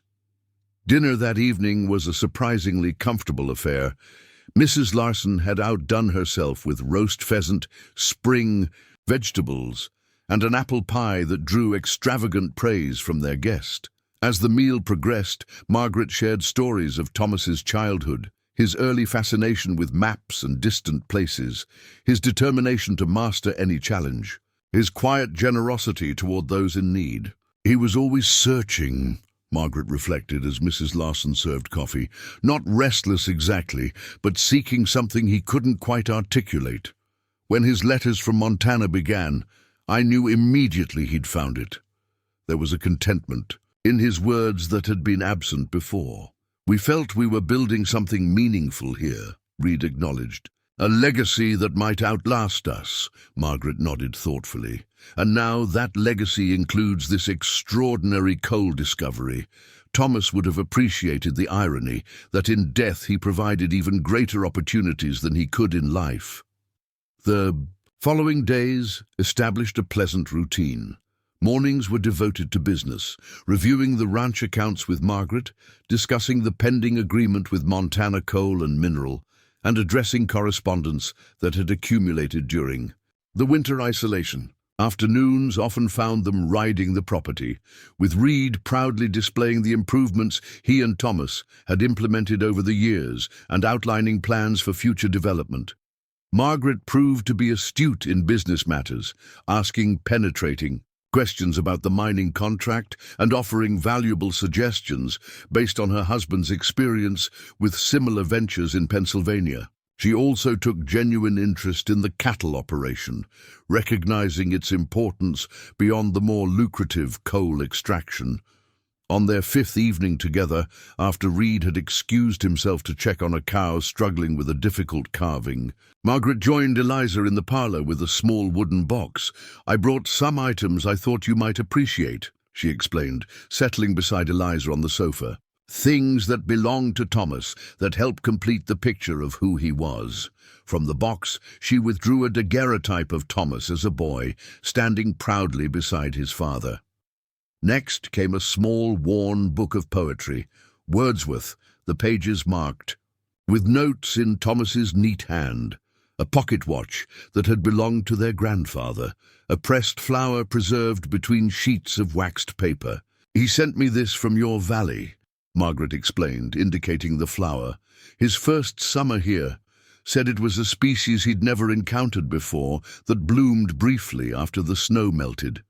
Eliza recognized the delicate purple blossom that carpeted certain meadows in early spring. "They're appearing now, actually, in the eastern pasture particularly." "I'd like to see them tomorrow," Margaret said, replacing the items in the box. She hesitated before continuing. "There's something else I've been meaning to discuss with you, Eliza. Something rather personal." Eliza tensed slightly, uncertain of the conversation's direction. "Of course," Margaret's expression grew solemn. "When Thomas wrote that he had advertised for a wife, I confess I was skeptical. It seemed so unlike him to approach marriage in such a pragmatic fashion." She smiled softly. "But then he began sharing your letters, and I understood. He found in your correspondence the same qualities I've observed in you these past days: intelligence, fortitude, and a certain clear-eyed approach to life that mirrored his own." "You've been very kind," Eliza murmured, touched by the assessment. "It's not kindness, merely observation," Margaret countered. "Which brings me to my point. Thomas would have wanted you to find happiness, Eliza, not just security or purpose, but genuine joy." Her gaze grew pointed. "The kind I suspect you're discovering with Samuel Reed." Heat rushed to Eliza's cheeks. "We've become friends," she acknowledged carefully. "Partners in managing the ranch business. Nothing has been decided beyond that. But your heart has decided, hasn't it?" Margaret pressed gently. "I see the way you look at him when his attention is elsewhere, the same way he watches you. The perceptiveness of the observation left Eliza momentarily speechless. Her feelings for Reed had deepened steadily over the past months, evolving from cautious respect to something far more profound. Yet acknowledging those emotions, even to herself, felt somehow disloyal to Thomas's memory. "I came here to marry your brother," she said finally, "to build a life with him." "And fate intervened," Margaret replied.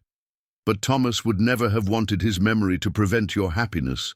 That's not who he was." She reached for Eliza's hand. "I didn't come here solely to see my brother's ranch or to assess the coal discovery. I came to meet the woman he chose and to assure myself of her well-being." Tears pricked at Eliza's eyes. "I wish I could have known him," she whispered. "Beyond his letters." "So do I," Margaret agreed. "But I find comfort knowing his final choice was to bring you here, to this place, to these people who have become your family. There's a rightness in that, don't you think? A completion of what he intended, though not in the way any of us expected." Later that night, unable to sleep, Eliza slipped outside to walk beneath a sky ablaze with stars. The spring air carried a hint of lingering chill, but nothing like the bitter cold of her arrival months earlier. She wrapped her shawl tightly around her shoulders and made her way toward the eastern pasture, where the purple flowers Margaret had mentioned were beginning to bloom. The sound of footsteps behind her caused her to turn. Reed approached, his expression questioning in the moonlight. "I saw you from my window," he explained. "Couldn't sleep either." Eliza shook her head. "Too many thoughts circling. Margaret had some insights that left me restless." Reed fell into step beside her as they continued toward the pasture. "She's a remarkable woman. I see much of Tom in her. That same perceptiveness, the ability to understand people beyond what they show the world." "Yes," Eliza agreed. "She seems to see things quite clearly." They walked in comfortable silence until they reached the edge of the pasture where, even in the moonlight, patches of purple were visible among the new grass. Reed stopped, turning to face her directly. "Eliza," he began, his voice low and earnest, "these past months have been transformative. When you first arrived, I was consumed with grief and suspicion. I couldn't see beyond the immediate crisis." He took a breath.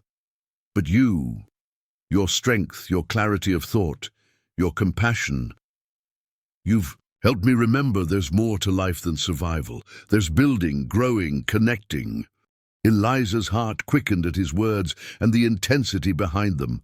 "Samuel!" "Please," he interrupted gently. "Let me finish while my courage holds." He took her hands in his. "I'm not asking for promises yet.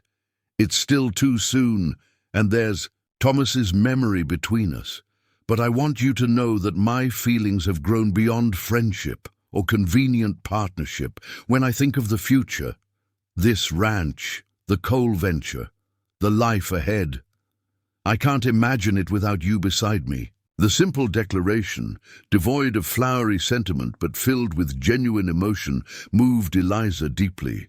In Reed's steady gaze, she saw not the mythical frontier hero of dime novels, nor the suspicious partner she'd first encountered, but a man of substance, flawed, complex, and utterly real. "Margaret said Thomas would want me to find happiness," she said softly. "And have you?" Reed asked, vulnerability evident beneath the question. "Found happiness here?"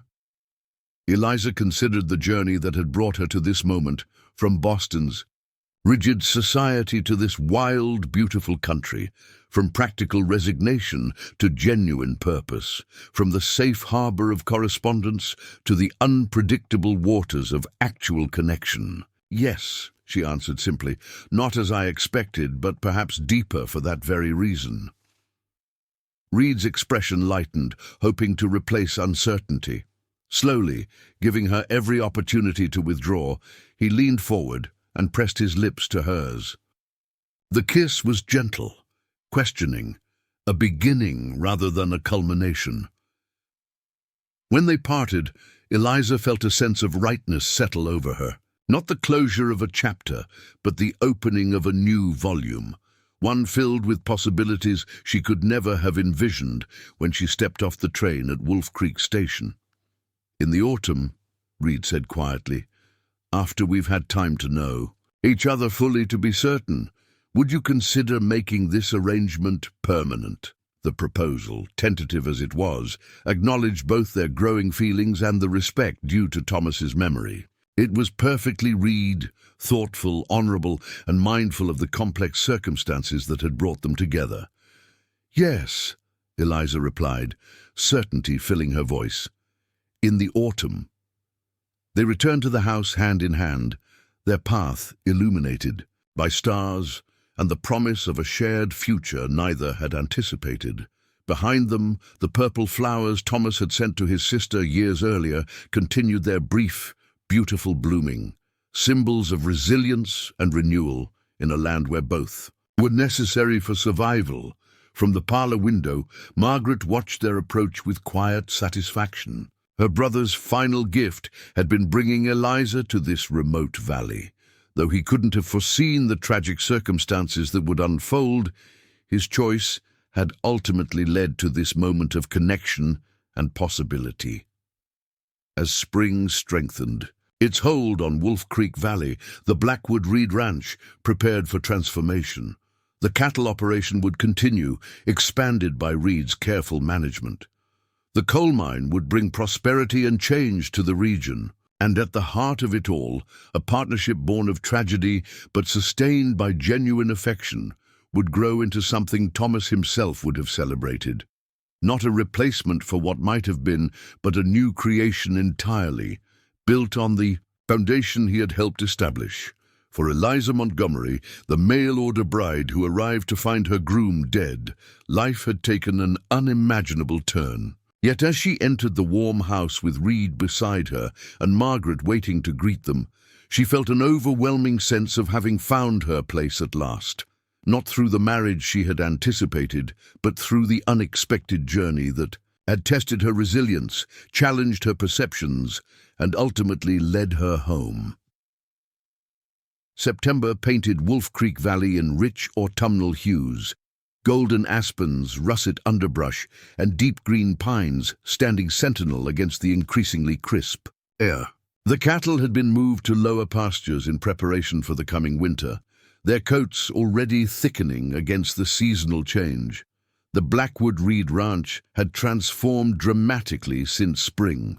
Construction of the coal processing facility in the North Valley was well underway, bringing an influx of workers and equipment that contrasted sharply with the pastoral rhythm of ranch life. A narrow-gauge railway spur now extended from the main Northern Pacific line to the extraction site, its freshly laid tracks cutting through meadows where cattle had once grazed undisturbed. Change had come to the main house as well. The study had expanded into a proper office with the addition of a second desk, where Eliza managed the increasingly complex financial operations. The parlor had been refreshed with new curtains and upholstery, softening its masculine austerity. The kitchen garden had flourished under Mrs. Larson's and Eliza's combined attention, yielding abundant vegetables that now filled the root cellar for winter. Most significantly, the ranch itself had been legally restructured. Following Margaret's return to Philadelphia, lengthy telegrams and letters had flown between Montana and Pennsylvania, culminating in a formal partnership agreement. Reed maintained his original half-interest, while Margaret and Eliza now shared equally in what had been Thomas's portion. The arrangement recognized both Margaret's inheritance rights and Eliza's growing contribution to the ranch's operations. On this particular golden afternoon, Eliza stood at the edge of the east pasture, surveying the valley that had become home. 6 months earlier, she could never have imagined the direction her life would take. From a dispossessed banker's daughter to respected businesswoman with a significant stake in a thriving enterprise. The sound of an approaching wagon drew her attention. It was Reed, returning from Wolf Creek with supplies and, presumably, the special package she had been anticipating from Philadelphia. Her heart quickened at the sight of him, a reaction that had only strengthened with time and deepening acquaintance. Successful. "Trip," she called as he drew the wagon to a halt beside her. Reed's face brightened with the smile he reserved solely for her. "Very. Got everything on Mrs. Larson's list, plus something special from back east." He reached beneath the wagon seat and extracted a carefully wrapped parcel. Margaret's wedding gift arrived on today's train. Eliza accepted the package with a mixture of excitement and reverence.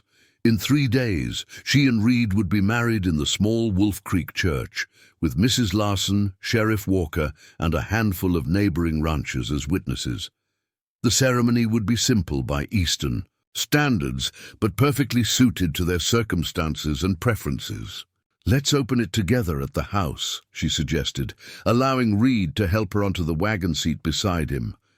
As they drove toward the ranch buildings, Reed updated her on town news. "The new school teacher arrived yesterday, Miss Collins from Minnesota. Seems capable, though rather shocked by frontier conditions." He chuckled. "Sheriff Walker's already sweet on her, if you ask me." Couldn't stop stuttering when he introduced himself. Eliza smiled at the image. The gruff sheriff had become a true friend in the months since Thomas's murder, stopping by the ranch regularly to check on their welfare and share meals. The idea of him flustered by a prim schoolteacher was endearing. "And the coal company representatives?" she inquired, knowing Reed had met with them during his visit to town.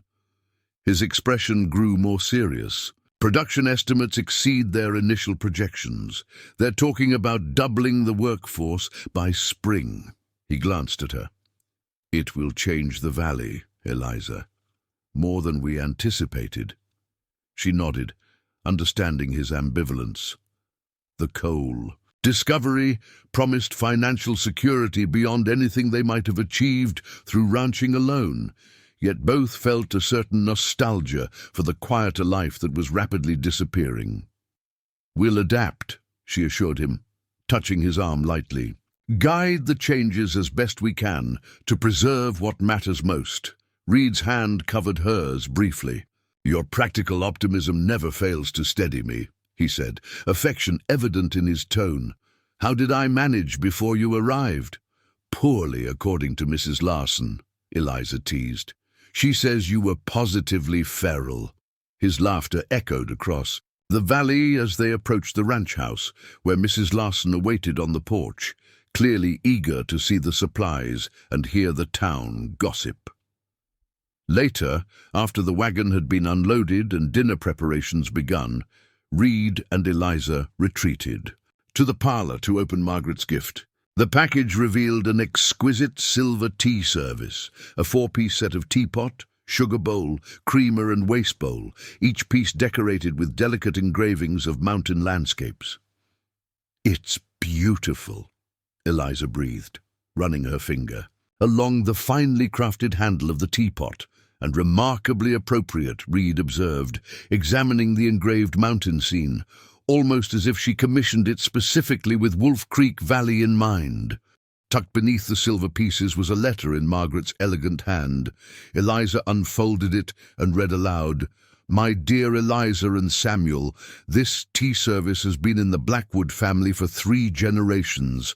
Our grandfather brought it west from Boston when he settled in Pennsylvania, and it has graced our family table through celebrations and sorrows alike. I can think of no more fitting custodians than the 2 of you as you build upon the foundation Thomas helped establish in your Montana home. Though I cannot attend your wedding in person, please know I am with you in spirit. The love you have, found amid such tragedy, would bring Thomas joy, not sorrow.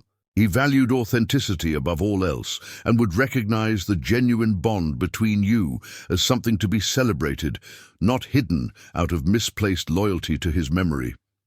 The silver will tarnish if unused. Similarly, life's opportunities dim when preserved rather than embraced. Use this gift often, fill it with warmth to be shared, and remember that family extends beyond blood to encompass those we choose to love and trust. With deepest affection and brightest hopes for your future together. Margaret Eliza's voice faltered slightly as she finished reading. Reed moved closer, his arm encircling her waist in silent support and shared emotion. She has a way with words, he said softly, much like Tom did. Yes, Eliza agreed, carefully refolding the letter. I'm grateful for her blessing. It means more than I expected. They sat together in companionable silence, the tea service gleaming in the late afternoon light streaming through the windows. Outside, ranch hands were returning from their day's work, the familiar sounds of horses and men's voices creating a comforting backdrop to their moment of quiet intimacy. I've been thinking, Reed said eventually, his voice thoughtful. About names. Eliza tilted her head questioningly. Names? For the ranch, he clarified. After we're married. Blackwood Reed was right for Tom and me, but now... He hesitated. Now it feels like we're building something new on what came before, something that honors the past while acknowledging the present. The sentiment mirrored Eliza's own feelings so precisely that she felt a renewed surge of connection with this man who had moved from stranger to partner in the span of 9 transformative months. What did you have in mind? She asked. Blackwood Valley, Reed suggested. Simple, respectful of Tom's legacy, but not tied solely to the two of us as individuals. A name that can encompass the ranch, the coal operation, whatever else might develop here over time. Eliza considered the suggestion, testing it in her mind. Blackwood Valley, she repeated. Yes, I think Thomas would approve. And you? Reed pressed, his gaze seeking confirmation that the choice resonated with her as well. I do, she assured him. It feels right, acknowledging where we began without constraining what we might become. Reed's smile conveyed relief and gratitude for her understanding.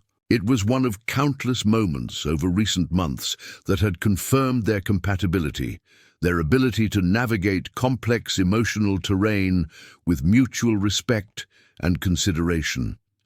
As sunset approached, they walked together to Thomas's grave, in the small ranch cemetery established on a gentle rise overlooking the valley.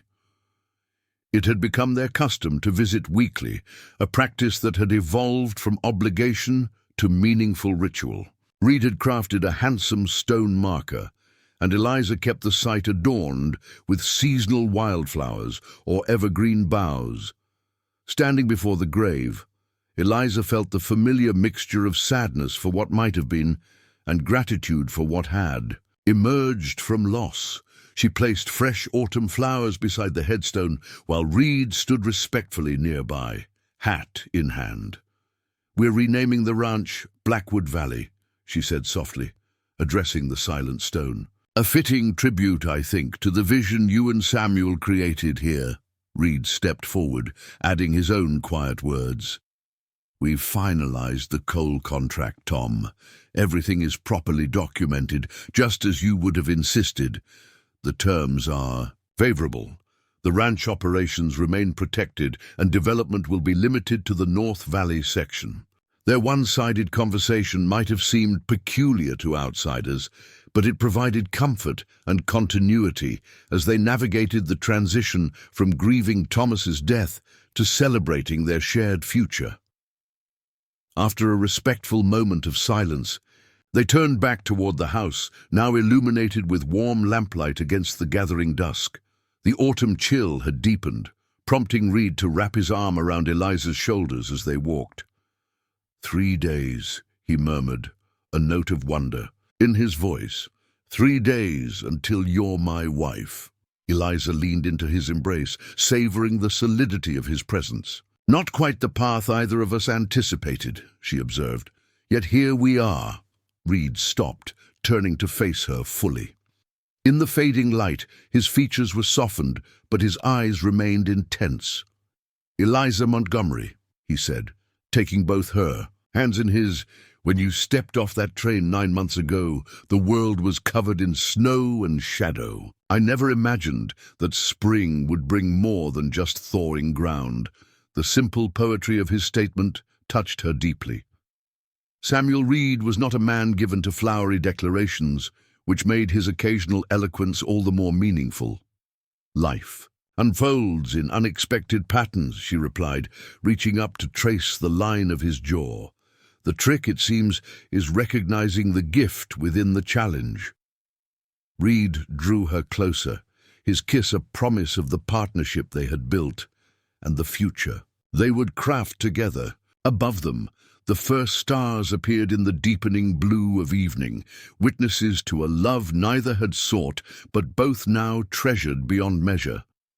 As darkness settled fully over Blackwood Valley, they returned to the warmth of the house that had become their shared home. The tea service from Margaret gleamed on the parlor table, a tangible link between past and future.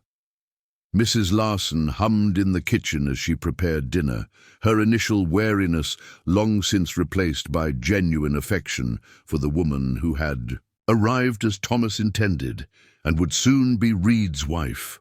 Autumn's golden light would soon give way to winter's crystal clarity. Then spring would return again, bringing new growth to the valley and new possibilities to the life Eliza and Reed were building together. The cycle would continue as it had since long before humans inhabited this wild, beautiful country. A rhythm of renewal that promised continuity even amid life's most unexpected turns.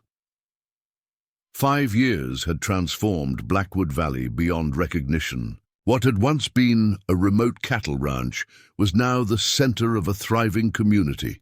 The coal mine operated at full capacity, employing over 100 men. A small settlement had sprung up nearby, first tents, then proper buildings. A company store, boarding houses, even a schoolhouse for the miners' children. Through careful management and foresight, Reed and Eliza had guided this growth to preserve the original character of the ranch while embracing inevitable change. The cattle operation continued, though on a reduced scale, maintaining the connection to the land that had first drawn Thomas and Reed to Montana. On this particular summer morning, Eliza stood on the front porch, watching her 3-year-old son, Thomas Reed, chase butterflies across the yard. His dark hair and serious expression reminded her daily of his namesake, though his laugh was pure Samuel, full-throated and uninhibited. "He's going to wear himself out before the guests arrive," Reed observed, joining her on the porch. He slipped an arm around her waist, a gesture that had become as natural as breathing over their years together. "That might be for the best," Eliza replied with a smile. "Margaret won't mind if he naps through part of her visit. She'll have a week to spoil him properly." The afternoon train would bring Thomas's sister for her annual summer stay, a tradition begun after Eliza and Reed's wedding. Each year, Margaret spent a month at Blackwood Valley, delighting in her nephew's growth and maintaining the family connection that had become precious to all of them. "The Walkers are coming for dinner tomorrow as well," Reed reminded her. "Emily promised to bring her apple cake that little Thomas loves." Eliza nodded, pleased at the thought. Sheriff Walker, now Mayor Walker, had indeed fallen for the schoolteacher Miss Collins. Their marriage 3 years ago had been a joyous community celebration, second only to the birth of Thomas Reed in uniting the growing settlement. "Is Nathaniel still planning to join us next week?" she asked, referring to Nathaniel Archer, who had remained a friend and occasional business consultant since the resolution of Thomas's murder. "His telegram confirmed it," Reed replied. "Says he has news too important to share by wire." He raised an eyebrow. "Any guesses?" Eliza laughed. "With Nathaniel, it could be anything from retirement to a new position with the federal government. He's never been predictable." Their conversation was interrupted by the arrival of a coal company wagon. The driver tipped his hat respectfully as he approached the porch.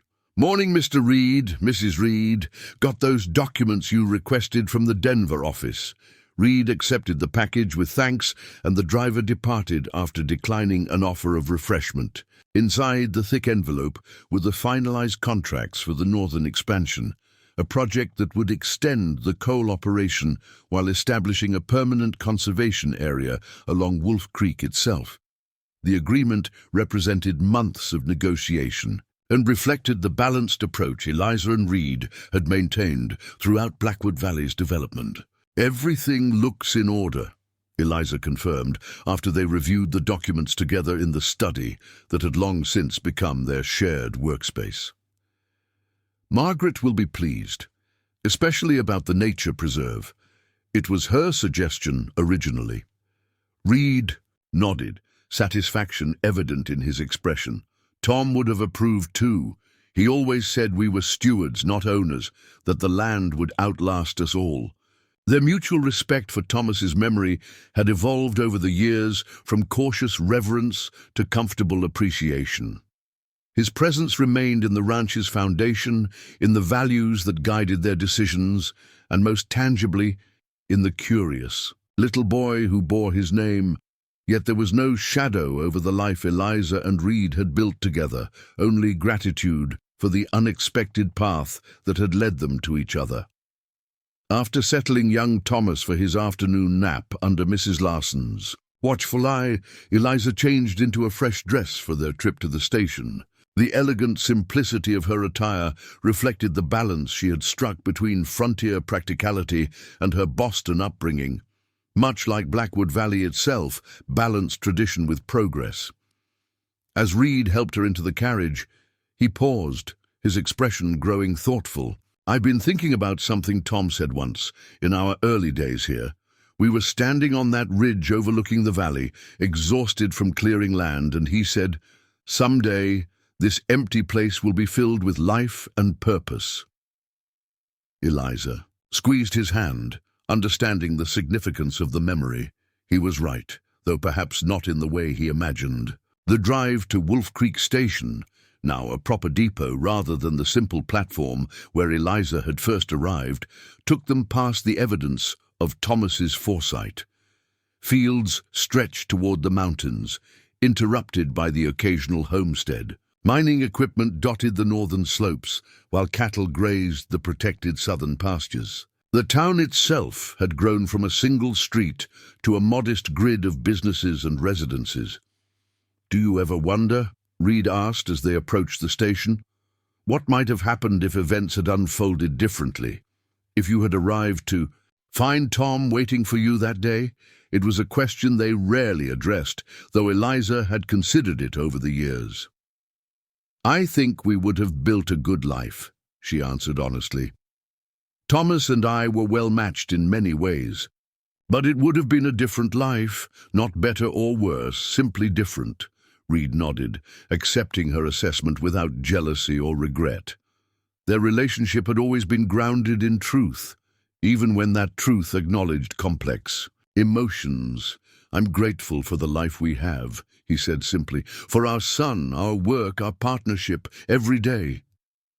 The train whistle sounded in the distance as they arrived at the station. Soon Margaret would step onto the platform, arms open to embrace the family she had helped create through her understanding and blessing.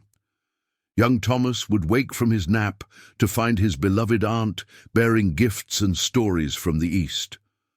Nathaniel Archer would arrive with his mysterious news. Mayor and Mrs. Walker would share their company and apple cake, and life would continue its rich unfolding. As the train rounded the final bend toward the station, Eliza reflected on the journey that had brought her to this moment. She had left Boston as a mail-order bride, practical and resigned, seeking security in a marriage of convenience with a stranger known only through letters. Instead, tragedy had redirected her path, leading her through mystery and danger to an unexpected love and a purpose that fulfilled her in ways she could never have anticipated. The valley that had first appeared to her snow-covered and forbidding now bloomed with summer's abundance and human endeavor. The house that had witnessed Thomas's absence now echoed with his namesake's laughter, and the woman who had arrived alone, her future uncertain, now stood firmly rooted in a life rich with meaning and connection. "Here comes the train," Reed said, helping Eliza down from the carriage. She smoothed her skirt and straightened her hat, ready to welcome Margaret to Blackwood Valley once again. As the train slowed to a stop amid clouds of steam and the squeal of brakes, Eliza felt the familiar surge of gratitude for all that had emerged from that fateful winter day when she had arrived to find her groom dead and began the unexpected journey that had led her home. Up next, you've got two more standout stories right on your screen. If this one hits the mark, you won't want to pass these up. Just click and check them out, and don't forget to subscribe and turn on the notification bell so you don't miss any upload from us.